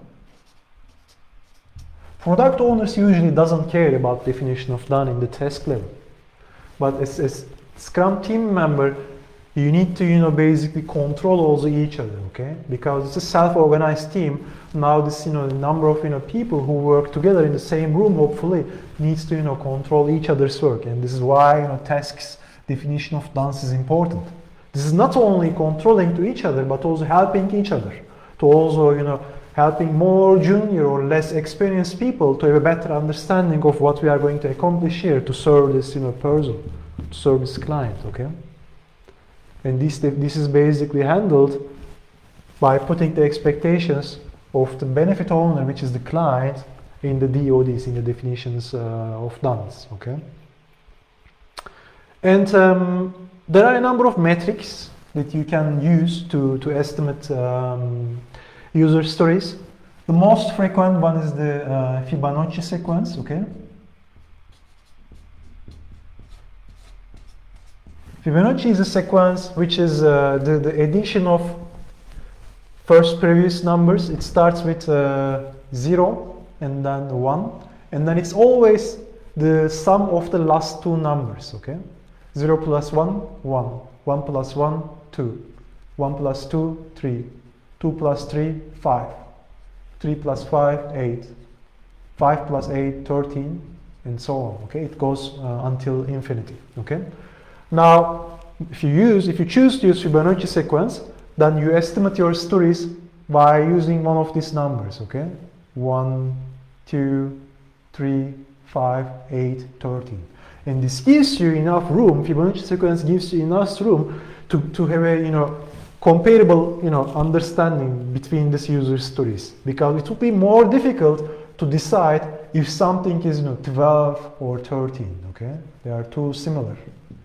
But it's with experience you collect in the team, it would be easier for you to judge if something is 8 or 13, because there is a decent difference, between them. And even the next one is 31. It's almost 2 times bigger than this. So basically you can clearly decide if something is 13 or 21, okay? This is why Fibonacci sequence is almost the best practice in the industry. But there are also companies who use t-shirt sizes, okay? Such as small, medium, large, X large, XX large, etc. Yeah? Or simply numbers. There are also companies who use numbers. For very advanced Scrum teams, I see also good examples. You may find it ridiculous at the moment when you hear for the first time, but I see very successful Scrum teams who use numbers as story points. Simple, any number, 5, 6, 7. They work very well with the numbers as well.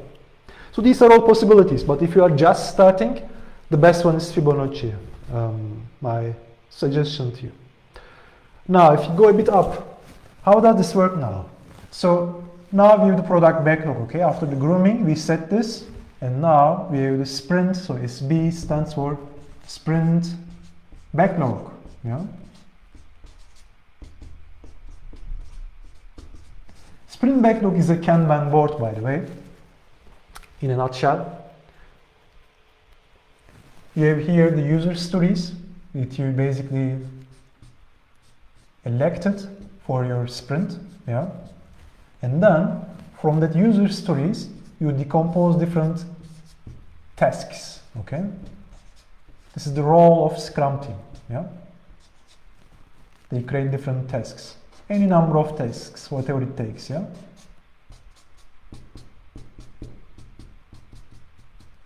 And then the team members themselves, here it's very important, no one basically decides, okay. The team members themselves picks up these tasks and then start them, okay. Take this one and then start them, yeah? And ST stands for started tasks, or you can call this in progress. In real Kanban boards, it's usually called in progress, yeah? Started tasks. Yeah? And then once something is done, you bring them here and you call this done. Yeah? And hopefully, in the end of the sprint, you move everything to the done. Yeah? That's the game plan.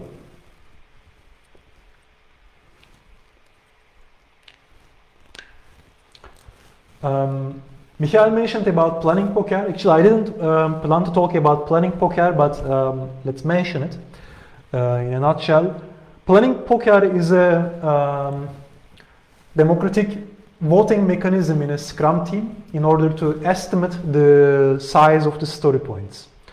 It works like that. Let's say we have a Scrum team of 9 people and everyone has cards, okay? I have 3 cards or 4 cards in my hand, let's say, or let's say Fibonacci example, I have these cards 0, 1, 2, 3, 5, 8, 13, 21, whatever cards it is, how many it is, and then I have the cards, and then everyone in the team shows one number, okay? Everyone basically decides on his own, and then they show to each other. And I say, let's say 18, Michael says 13, Eddie says, 21, whatever. And then we start discussing about this. I give my argument why I believe it's 8. And then Michael gives his argument why he thinks it's 21. And then Kelechi says, why it is 0, because I saw this is happening. Some people say, hey, this is 0. We don't need this. We have this already. This is also happening. And then everyone basically puts his own argument on the table, why they think, what they think. And then they vote once again, and then the second vote usually are more aligned. Most people say 8, and then maybe 1 or 2 says 13, and then they again say their own argument, why it is like that, why they think, and then the team gives a decision, or they may vote once again, once more. If the situation is still undecided, or some people think, this is a good point of view, let's vote once again, because some people may start changing their minds. So this is typically an iterative cycle. And then this enables the teams to estimate the story points in a democratic way, where everyone contributes and puts their thinking about the estimation. And also another good news about this new way of estimation is it's not in the monopoly of a single person. It's not in the monopoly of product owner or Scrum Master or a project manager. The team estimates. This is the beauty of planning poker, and you use any of these metrics which fits. In your cards you can have Fibonacci numbers, in your cards you have t-shirt sizes, or in your cards you simply have natural numbers, okay? So this is how it works. Another one I want to cover here is 2 charts basically to track your project. The first one is Scrum, or let's start from this one, sprint burn down chart. Okay, it's more granular level, easier to understand. Sprint burn down chart. Okay.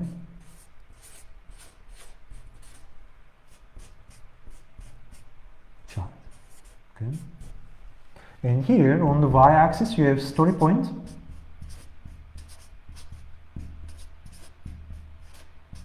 Feel free to interrupt in case anything is unclear. I'll be happy to clarify. Okay. So how you compose this graphic?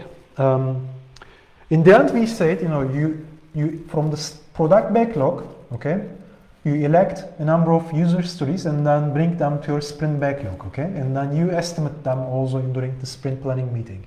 And then let's say, in this, as an example here, let's say I have, I don't know, this one is 13, estimated 13, this one I estimated 21, and then this one I estimated 8, okay? And how much this makes? I think 42, right? If I'm not mistaken. So this is total 42 story points from this overall sprint, right? So you start with the story point 42, yeah?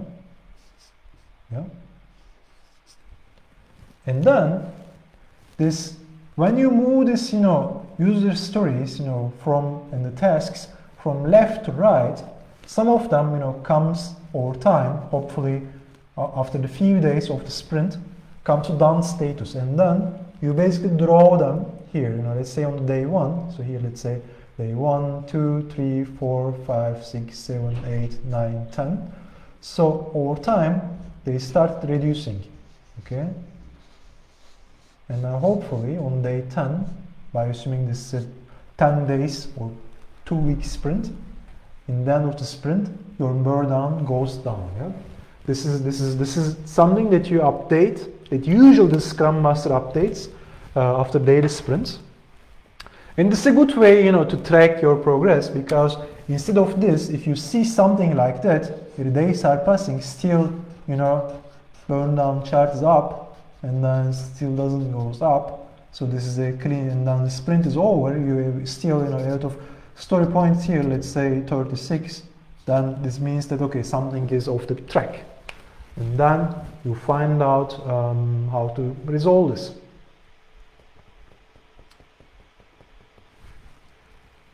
Thank you very much, Andrew. Let me check if you have questions. What is the difference between the client and the product owner? They lost question. The difference is the client is usually the business owner, okay? The client is whoever finances your project, okay? And then the product owner is still, part of the delivery party, part of the delivering party. Sorry, let me correct my saying. Product owner is part of the delivering party, and then the client is the paying party, okay? So product owner is therefore, kind of the entrepreneur, okay? Kind of the, or let's say, intrapreneur of the Scrum team. So he understands, he basically talks to the client, he manages the difficult situations as well, hopefully, and then he basically understands what the client wants to accomplish, and then converts this language into the language that the developers understand, so that they can build these user stories, they can build these tasks, okay? This is the difference dialogue between client and product owner, okay? And I think Kelechi has been also answered this question, perfect, completely agree. Okay, Olusegun also answered along the same lines. Perfect, you guys answered already my question, why I'm doing this. Perfect, that's wonderful. I really like this, by the way. This is the idea of building, such a session. We help each other with the questions. That's wonderful. Thank you very much for answering questions. Perfect. The next one is actually the similar concept, actually same concept even, I would say, but this time we do this on the more, higher level, more like on the bird view level. Again, we have, we call this, let me first tell you what we call this. It's product burn down chart, yeah.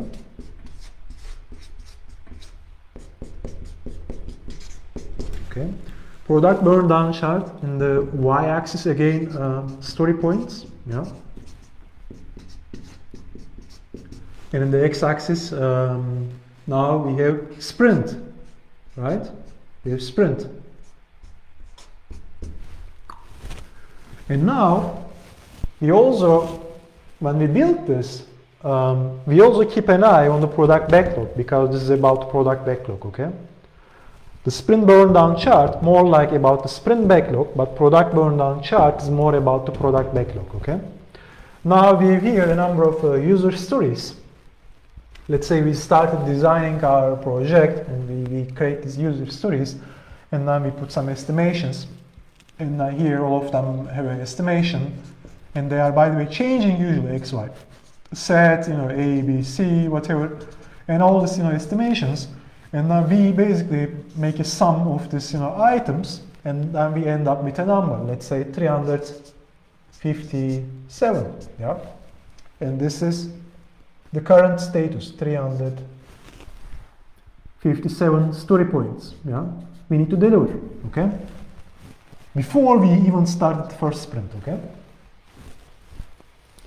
and then the sprint 1 we perform. Yeah, we do what I described to you in the previous slide. We do the planning, we execute, and then we do the review. And during the review meeting, client comes and says, "Hey guys, look, I noticed that we don't need this user story. I noticed that, yeah, you may have done a good job, but sorry, I changed my understanding." They also have this freedom, by the way. "I changed my mind. I don't need this user story, but instead I need this different user stories, user point 6 and user point 7. And now what you do is, in the end of sprint 1, this one has been delivered, user story 5 has been delivered. So normally you should expect to come down, but the client said, "Hey, we need to also implement these user stories." Therefore, it's quite typical that in the beginning of the projects, the product burn down chart gives an upward trend. Yeah, like what you maybe expect from Bitcoin nowadays, maybe. Okay, it gives an upward trend. Okay, it usually goes few sprints like that, up. Yeah, few sprints up. Then the client slowly comes up with a better understanding, and then it stabilizes. Yeah, still requirements come and go, and hopefully after a certain stage, now you start consuming. Yeah, now you start consuming, and now you finish your project. It's the same thing. Yeah, same thing as of sprint burn down chart, but the focus is not longer the sprint backlog, but the focus is now the product backlog.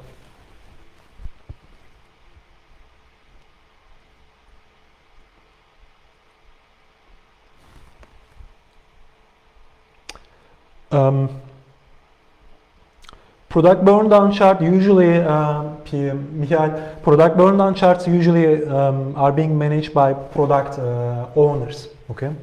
Because this also gives them some room to discuss and negotiate together with clients or other stakeholders, because projects usually have also some deadlines, right? Okay, we do evolutionary project management here. We know that, okay, we will evolve the project while we go, but let's say if you have 2-week sprints, so this means 6 sprints takes you 3 months. And then if your project, if your business conditions require you, okay, to put something tangible in your production system in 3 months, which is after about 6 sprints later, then also, the product owner need to be able to show the client that, hey, it's fine, I understand, but let's prioritize. Again, the same Pareto comes into the picture here. This is why it's so important.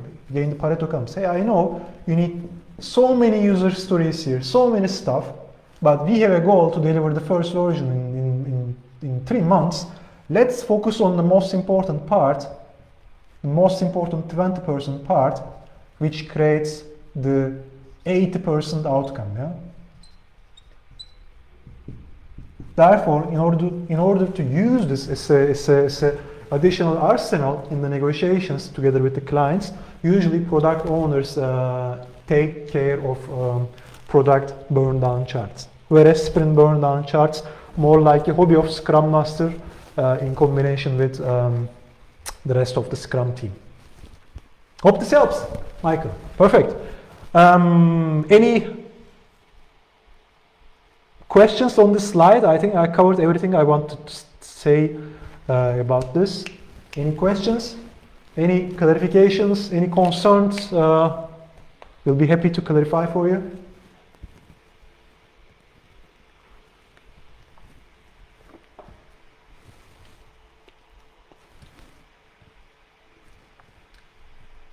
No questions?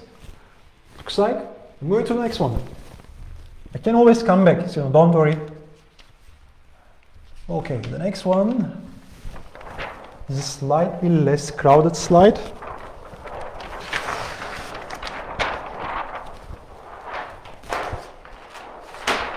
Okay, so the next one is more like, again, to give you more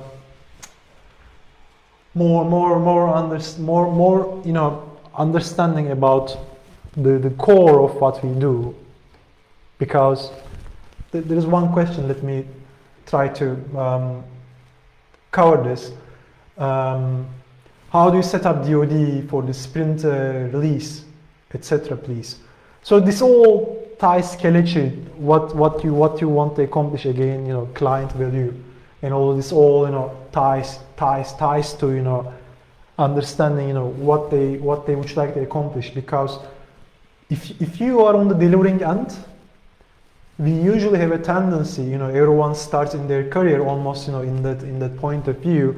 We have a tendency to think about the deliverables, but then it's all about creating client value. Okay, now your DoD should focus on, especially when it comes to product release level or even sprint level, especially if you aim to deliver shippable items, shippable increments after your sprints, then your DoD must be again aligned to the vision of the client, to their expectations. Okay, what they want to do. This is your compass. Okay, this is the compass, and then you use creating client value as your compass. So this is the biggest tip I can give you Kelechi Optseaps.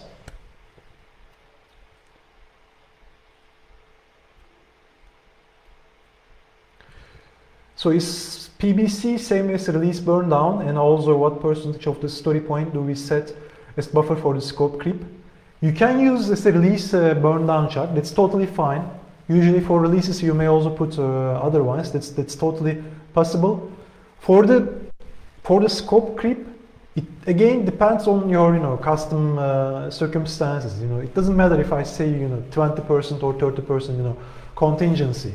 It's all about the relationship you have over there, especially if you are an external party who serve together with your client team to basic external clients. Then you need to be careful. You need to have enough contingency to be able to also deliver some value to your own company. But if the situation is a bit different, where there is a established relationship, established understanding, and maybe what you do is a change on already established project or program or a service, then obviously you don't need to have much contingency, because the work is again repeating. Okay, so in a nutshell, if you are starting, you should probably think about one quarter of the things, about 20% of the contingency. This is what most of the consultancy companies put anyway, in a nutshell. And then if the risks are low from your point of view, then you can reduce the amount of contingency. Olu Segun, perfect. Now more kernel things and also some tips, especially if you are just starting this game together with Scrum. Okay, it's important thing that not often discussed, which is self-organization. And self-organization is what makes real Scrum team members real professionals. Sorry, I totally messed up. Organization. Okay. Self-organization. So let's play our game. In 1 or 2 words, please describe me what you understand from self-organization. I am waiting for your answers. What do you understand from self-organization when you think of your own experience, or when you think of your experience that you've been learning about Scrum so far? What does self-organization means for you? How do you describe this in 1 word?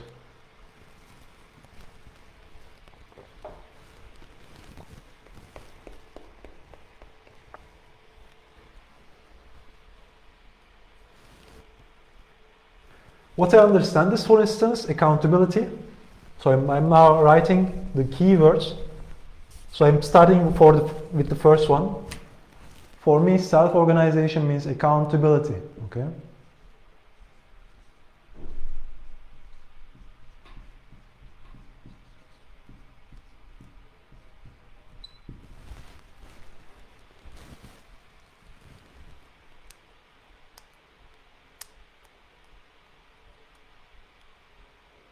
Oh, that's a good point, Amanat. Wonderful. So it's like what Amanat, I think, if I understood you correctly, you mean, Amanat, instead of relying external, survey or control or review mechanism, the team, self-controls, right? Self-controlling. That's wonderful, amazing point. Self-controlling, not relying on external control mechanism, self-control, right? It's also what I have given you an example some minutes ago.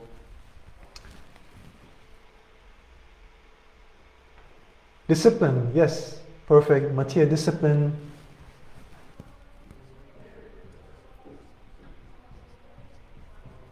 Wonderful. Andrew said, self-directed, yes. They don't need someone to rely on. They are self-directed. I can help here something else, which is self-sufficient, yeah, as well, self-sufficient.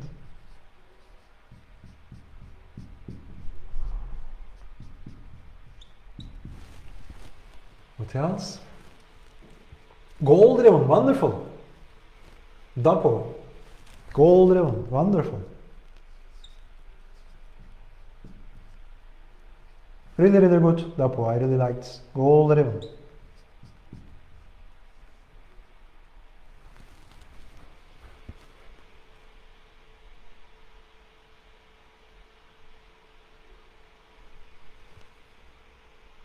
Yes, how individuals organize themselves. It's all about self-organization. Great, Didi. Volunteering instead of assignment, Amanat state. Amazing point. Probably I will be out of space soon. Volunteering. One of the words I always have difficulties to spell. Hope I have done it right. Volunteering, autonomy, great. You guys really, autonomy, nailed this down very well. Making informed decision, right? Informed decision. I can hear one more thing, just-in-time decision. This is why, just-in-time is a very old concept.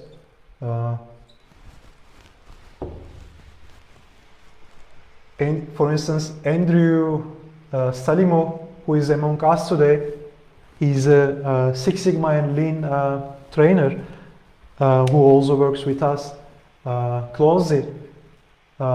He can probably explain this better than I can. So just-in-time is a very, very, very old concept in the engineering world. Okay, it starts on the Toyota engineering, pipeline, and just-in-time means, instead of, when you have a supply chain mechanism, let's say you want to build an automobile, instead of, having a supply chain mechanism, instead of, putting everything in a warehouse, you basically, give the orders just in time, okay? Give the orders just in time so that you basically save from your budget, you save from the warehouse space, and you have better control on what you do, right? And these informed decisions, therefore, I can complement this with just-in-time decisions.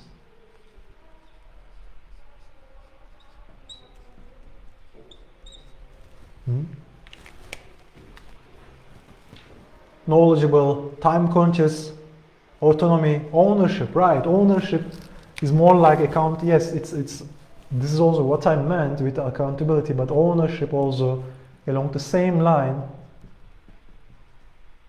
Yeah, This ownership also, there is a book written about this. I can't remember the book. I think I remember the book's name, but I can't remember the author's name. It has been written by a Navy SEAL, a retired Navy SEAL from the American Army, and I think the book's name is Extreme Ownership. Okay, it gives you a perspective, you know, what it means, you know, having the ownership of the work that you are doing, and to be able to, you know, of course, if you're a business owner, you're of course an owner, and you need to feel this ownership in order to succeed, in order to create value for your clients. But it's also not impossible if you're an employer, okay? If you are working for someone else, okay? Right, responsibility is along the same line with accountability. I will try to add this here. You nailed this very well. I mean, yeah, I don't know what to add. It's perfect. This is, you know, this list, please, you know, keep this in mind, okay?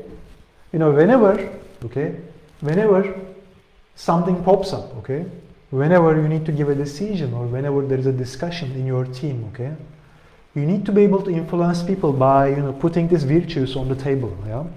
It's quite important, because the answers always lie here, okay? The answers are always in the foundations, even for the most complex questions. Self-motivated, I can't help but I have to add this, self-motivated. Real professionals are self-motivated. Right. Real professionals do not work for the paycheck. And Andrew has given a perfect description about just-in-time inventory. Yes, perfect. If you want to learn about lean, go to Andrew. He knows this stuff. So, what I was saying, this self-motivated. I really like this James Navarro. Self-motivation is really key to be able to deliver results. It's important. This is quite important. You know, if you are in a position to hire and fire people, if you are in a position to select your team members for a given project, you know, self-motivation of the people that you are working with in the end will make or break your project. Okay. Because there will be tough days, there will be good days, there will be challenges, there will be escalations, you know, everything will be in fire, but in the end, the self-motivation will keep, you know, the team connected to each other. It's quite important, you know, everyone, you know, talk about the values of the Scrum, all this, you know, hype terms, but not many people talk about the self-organization. But now we have done this today. I at least, you know, try to do my share of, you know, highlighting this stuff for you, and if you have challenges, if you are discussing about technicalities, then come back to this list, please. Okay, come back to this list, please, and the answer will be somewhere here. Okay. Without that, most complex problems will not be easier to resolve. Okay. Now let's go back to the roots. Okay, now, let's go back to some principles of the Scrum framework, let's say, or some items that you can also divert from everything else that we discussed here, okay? The first one is the commitment. Now we are going to tie all of these concepts with what we discussed. Commitment, okay? This is not today's subject, but I can also call this to the obsession, to be honest with you. For instance, me personally, I am a proud workaholic. I like, you know, I love working. I work 7 days a week with pleasure. And for me, like this commitment, I can call this as an obsession, okay? And I can do this as much as I want to do, as much as I can do, you know? I can't, for instance, myself imagine in a life where I retire and go away, sit on a beach and then, you know, enjoy my cocktail, okay? This is something, for instance, that I can do even today, but this is not the lifestyle that I envision for myself. And therefore, this commitment to deliver value to your clients can be translated into even an obsession in terms of your, you know, priorities, you know, above you, okay? This doesn't mean that the life is business, but this means that if you are here spending, you know, 8 hours in a business, okay, let's be a bit obsessed to create, you know, some value for someone else by adhering to this, you know, principles. Huh? This philosophy behind everything we do is quite important. Yeah. This is the first one, commitment. I resemble this obsession. And then the next one is courage. Courage is to be able to build safe places to your co-workers, okay? To be able to give them the impression that they work in a safe environment where they can, make mistakes, where they are allowed to make mistakes and where they can, learn from these mistakes, okay? The only mistake that you should avoid is the mistakes that you don't learn anything from it, okay? In the end, what does this iteration means we discuss, all these cycles we discussed. We do cycles because we don't know what to do. Actually, we do something wrong in the beginning, right? And then along each cycle, we make it better and better. So this is why we are courageous, okay? Why, errors are part of the game, yeah? They are not surprises, they are opportunities to learn from them, okay? So this is why we need to create a safe environment, yeah? A safe working environment. And the other one is respect, which is quite self-explanatory, I guess. And then the next one is focus. Focusing on what? This is the question. Focusing on what? For me, it's focusing on creating client value again.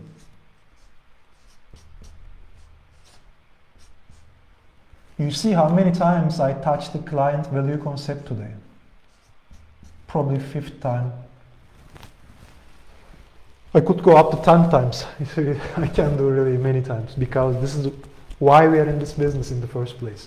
As an entrepreneur, project manager, software developer, engineer, tester, whatever your title is, somebody pays us their dollars, right?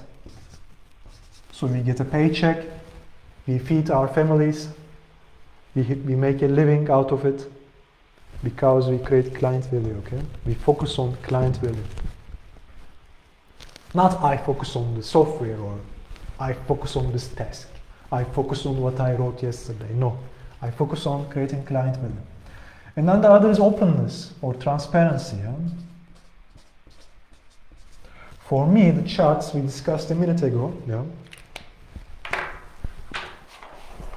Most of the Scrum teams I observe have these charts hidden somewhere.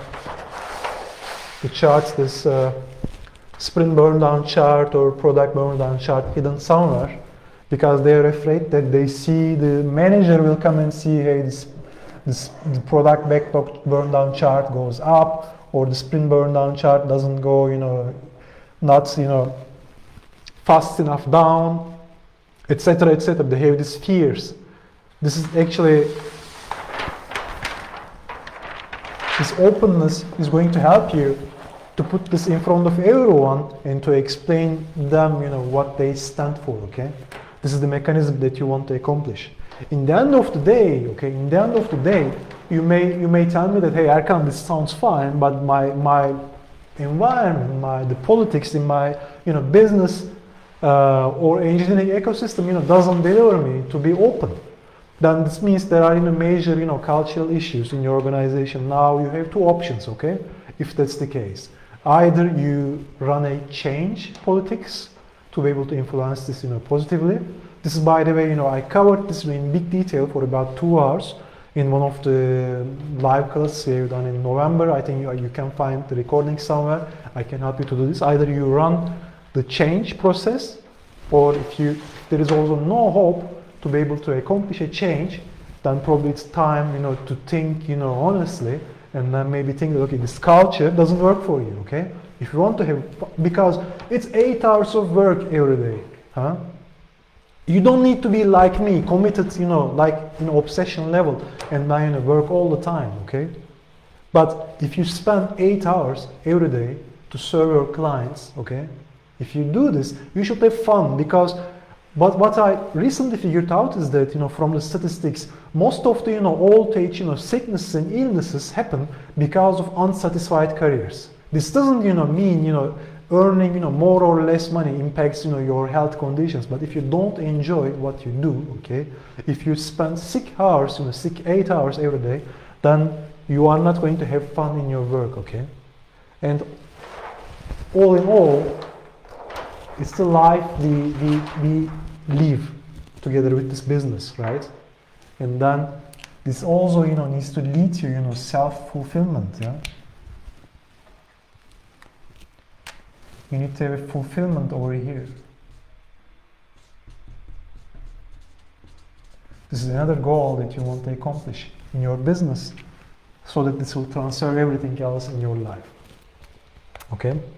These are the values for me, the most important ones across the Scrum framework, and the ones you helped me, by the way, very well. Probably I couldn't end up with that list on my own. Thank you very much for your contribution. Please keep this list handy, because most of the problems that you are going to resolve or that you are trying to attempt to solve today are really answered via these questions. Thank you very much for your feedback, Yağmur. Good. Now, I want to highlight another principle, especially if you are just starting with the Scrum framework, what kind of challenges that you are going to have, okay, and what does it mean building a team from scratch, because especially if you start from zero, okay, you see that there are a lot of issues in the teams, okay. There are some fight or flight situations, or some unhappy team members, some opinions are dominated, or some people will basically feel shy, do not present their opinions very well. There are a lot of challenges when you build a new team from scratch, okay. And there are different phases when you bring people for the first time together in a Scrum team. The first one is the forming part, okay. The forming, yeah. The forming. This is where they come together, and if we, in this, I will also tie this to this, performance curve. This performance, yeah. The y-axis, and then it's time, yeah. The performance usually in the beginning, moderate, yeah. You can think, okay, fine. But then what happens is, there starts storming phase, yeah, storming, yeah.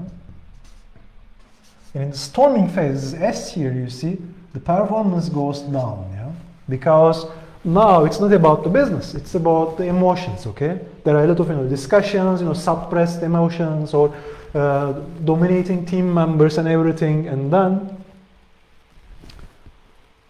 over time, these issues are resolved, and then you start norming, yeah?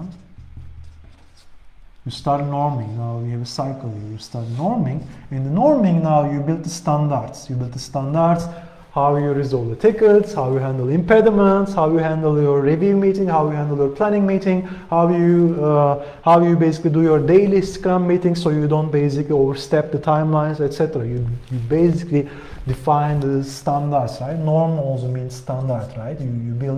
You are creating the standards for your business, for your team, right? And then while you do this, you optimize everything, and then you basically come to a level where you're really performing, okay? Performing. Now the performance also on the, again in a summary, in the forming, moderate performance, storming, reduced. In the norming, increase. In the performing, you come to the upper levels. Now, one note that I want to give you here, this doesn't stop here, okay? Then you decide to bring other people to your team. Let's say your manager told you, hey, we need to bring other people to the team, okay? Or we need to integrate with this vendor so that we can do some quicker deliverables, etc., etc. And then you basically break the shape, okay? You brought other people, and now suddenly, okay, your performing becomes another forming, yeah? Your performing becomes another forming, because you are again started forming, okay? And then guess what? The performance is going to drop. Okay. I was a bit optimistic here. I made it like it may drop even further. Yeah, it drops. Okay, and then you do another storming phase here. Yeah, and then you go up. Yeah, you go up a bit better, right? And then you start norming with the new regime, with the new conditions. The same also happens after organizational changes in the companies, by the way. And then you start performing. You see, you start performing. So have you seen what happened here? Basically, with the hope of increasing the performance, we made a change, but the performance reduced to begin with, and then later increased. Later, came more than what it used to be. This was before the reorganization, before the team change, right? And then temporarily you reduced. And then the cycle again, performed itself, and then you come to a better level. So this is again, the nature of the business that we are doing, and keep this in mind, okay? Keep this in mind, what's going to happen when you build.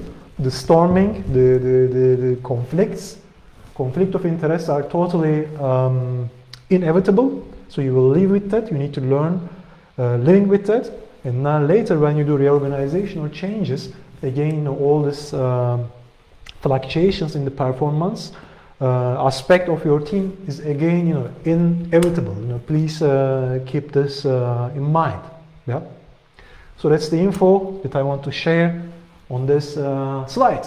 Any questions about here? About this is, by the way, Tuckman's team building model, by the way. Tuckman's model. It's valid for Scrum or non-Scrum, for all types of work that we include teams. Any questions here? It's becoming dark outside here. I hope the lighting is still okay. Yeah, I think we can survive it. Any questions?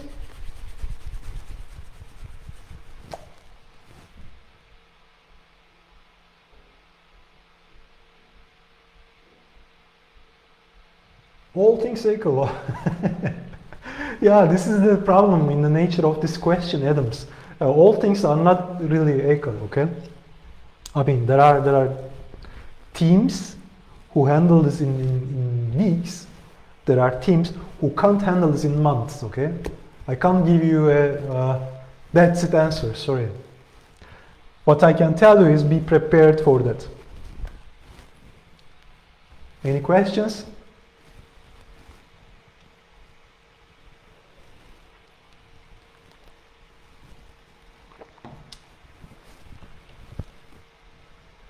Okay, looks good. Now, I prepared something for you today.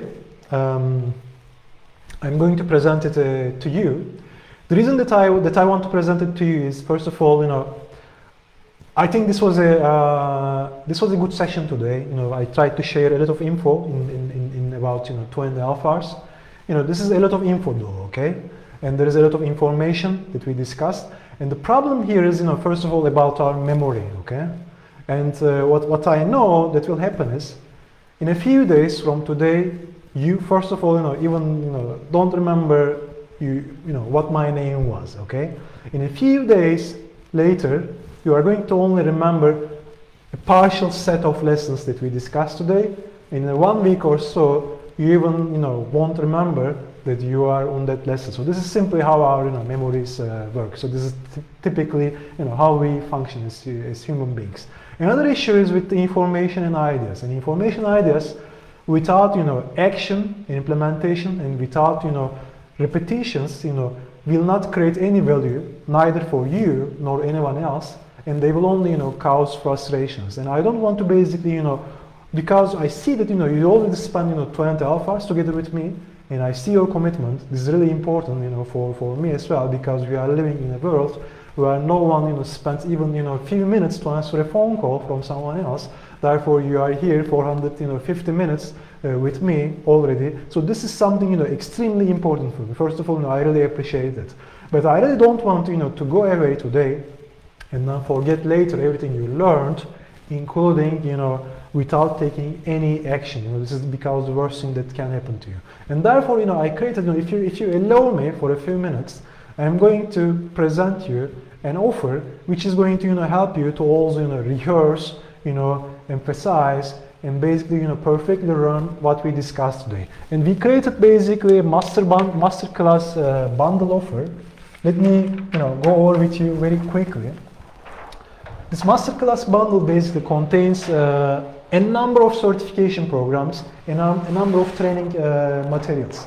But before, I go through the details of this masterclass bundle, let me talk about, two guarantees that we are offering. The first guarantee is, basically these guarantees are not, by the way, bare, satisfaction guarantee. I never do this, okay? I always try to differentiate my business, okay? The guarantees that I'm giving here is the total success guarantee.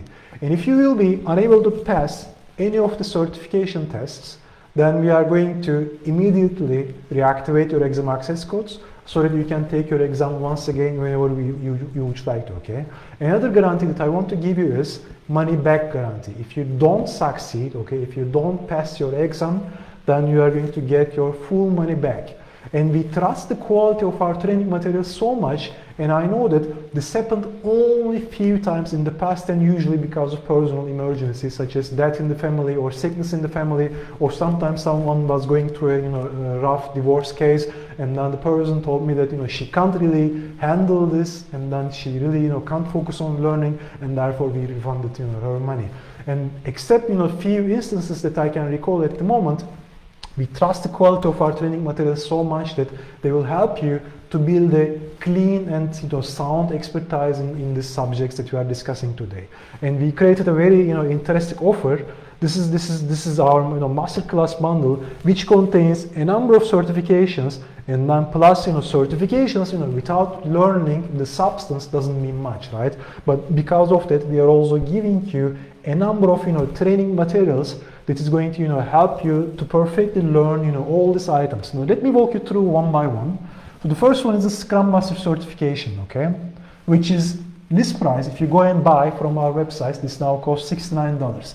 The second one is Scrum Product Owner certification, which costs $99. And then the third one, Scaled Scrum Expert certification, $149 list price. And then the next one, Agile Coach, $199. And then the Kanban, $99. Kanban Expert certification, $99. And then Kanban Project Manager, $199. DevOps Generalist, $99. DevOps Project Manager, $199. These 8 programs, okay? But not only this, we are also giving you all the associated training materials. Our training book, Kanban Framework, the Scrum Framework, list price $59. Kanban Framework, list price $30. DevOps Real Book, $50. And then Scrum Framework audiobook, $97, okay? Some of the materials you can go and find for free maybe, but this audiobook, for instance, you can never ever find anywhere for free. The Kanban Framework audiobook, $67. The DevOps education videos, this is about, more than 40 hours of education videos, and this only costs $197 if you want to go and buy from our website today. And this is DevOps interactive video class, which is a class like that one, but far more detail about the DevOps philosophy, and this costs $297, which is also included in the bundle. And then Scrum Masterclass Live, this is a great masterclass that we performed about a few months ago. This is more than 10 hours of training for Scrum, Kanban, and DevOps, and this price is $97. And as you see, all the items in this package is $1,997. And I assure you that I didn't, create this price to make an, interesting number like this. It was totally coincidence, and we ended up with this number. And for this masterclass bundle, the price for everything we are asking from you is, as I say, not for this almost $2,000. It's only for $247 for this complete package, okay? Because we want to serve you, and we want to make this as no-brainer as possible. And as you see, this $247 is almost as expensive as one of these programs here. Agile Coach, $199. DevOps Project Manager, 199. Kanban Project Manager, 199. You see, all these programs, even one of them basically as good as the offer price as well. And therefore, that's the offer for the Masterclass Bundle. And in any case, okay, one of the most important questions, about this bundle is some people told me, hey, Erkan, I have this Scrum Master program, or I have this Scrum Product Owner program. Now what I'm going to do? If that's the case, okay, if you already possess one or more of the certifications, okay, from us, okay, just tell me that you own this, and then just tell us which program you want to swap them, and we are going to do swap for you free of charge, okay? Let's say if you possess Scrum Master program and you want to replace with something else from our portfolio of programs, so let's say Scrum Trainer or Scrum Leadership, we simply remove this from the bundle after your purchase. We will replace it together with Scrum Leadership, yeah, or whatever you would like to possess, yeah. As I said, if you possess, let me repeat because it's an important point. If you possess one or more of the certifications, just let me know, and then we are going to swap the one that you already possess with something that you would like to have. Okay, that's the game plan. Let me also give you the link of the offer before I forget about this. The offer is, by the way, as the price is quite affordable and low, the offer is available for only today. Okay, you need to give your decision and take action today before the end of the day. So this is our offer. I put the link. It's the Masterclass Bundle offer, which is valid until the end of the day. You have the link in the comments section. So I hope that you are going to enjoy this offer. There is also a frequent asked questions session. There are also a lot of testimonials, happy users who use this bundle. I think there are about 40 of them testimonials. You can walk through them. You can also read the frequent asked questions in case you have got any questions. But for the moment, if you have got immediate questions about offers, I'm here live still, so you can already ask me. Otherwise, that's all I want to tell. Again, as I said, this is a no-brainer price, $247 for these 8 certifications and 8 training packages, which also contains about more than 40 plus hours of video trainings. This is quite valuable. You are going to rehearse, you are going to learn, and you are going to convert this information and ideas into real life action. This is why this training programs are at least as important as the certifications, and the certifications will be obviously your proof that you understand the thing, you understand the concept, and then this will basically help you to open many doors so you can easily get promotions, find jobs, and which means great career chances for you, for your family, and obviously for your own future. That's the game plan. Any questions that I can help you before we close the session? Any questions?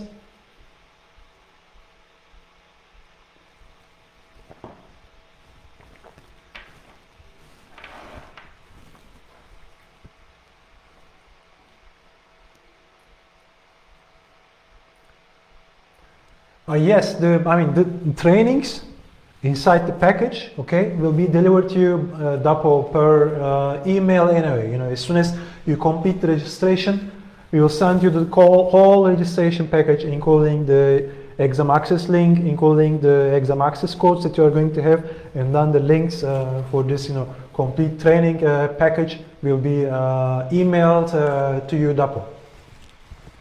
Any other questions?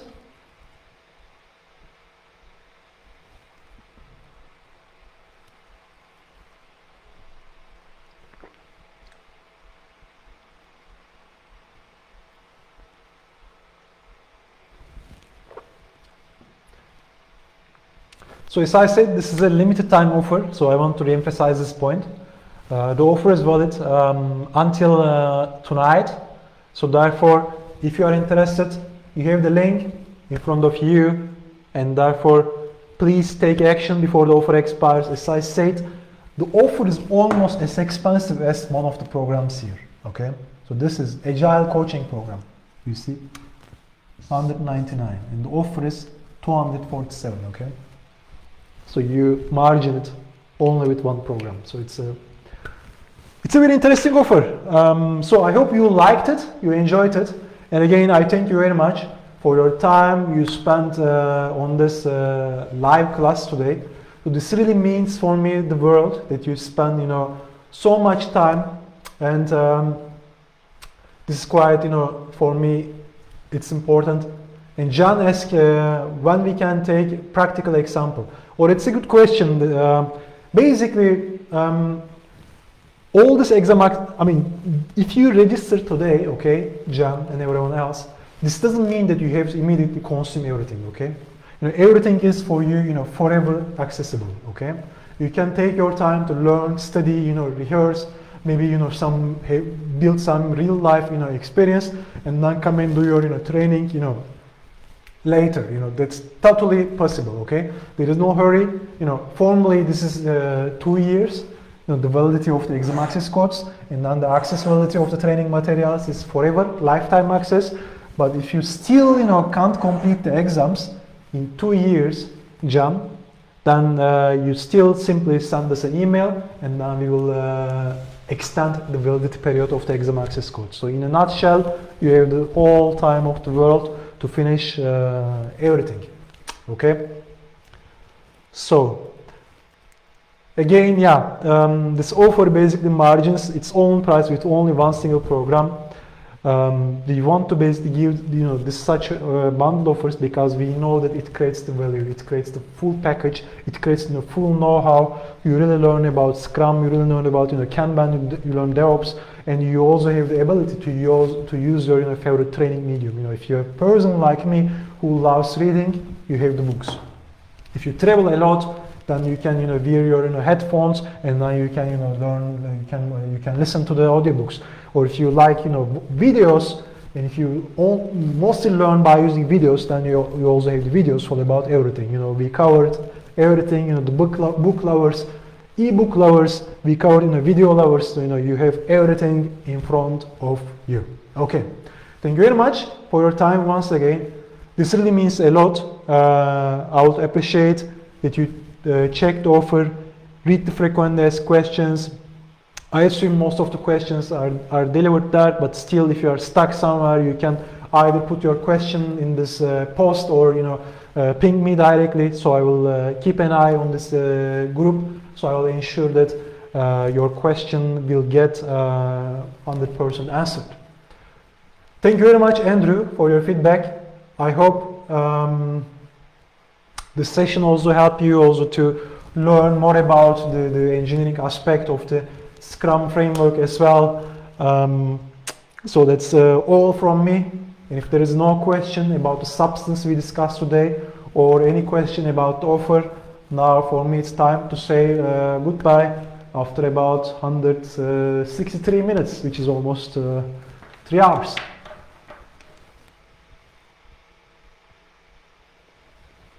Thank you, Andrew. I really loved that you felt the increment.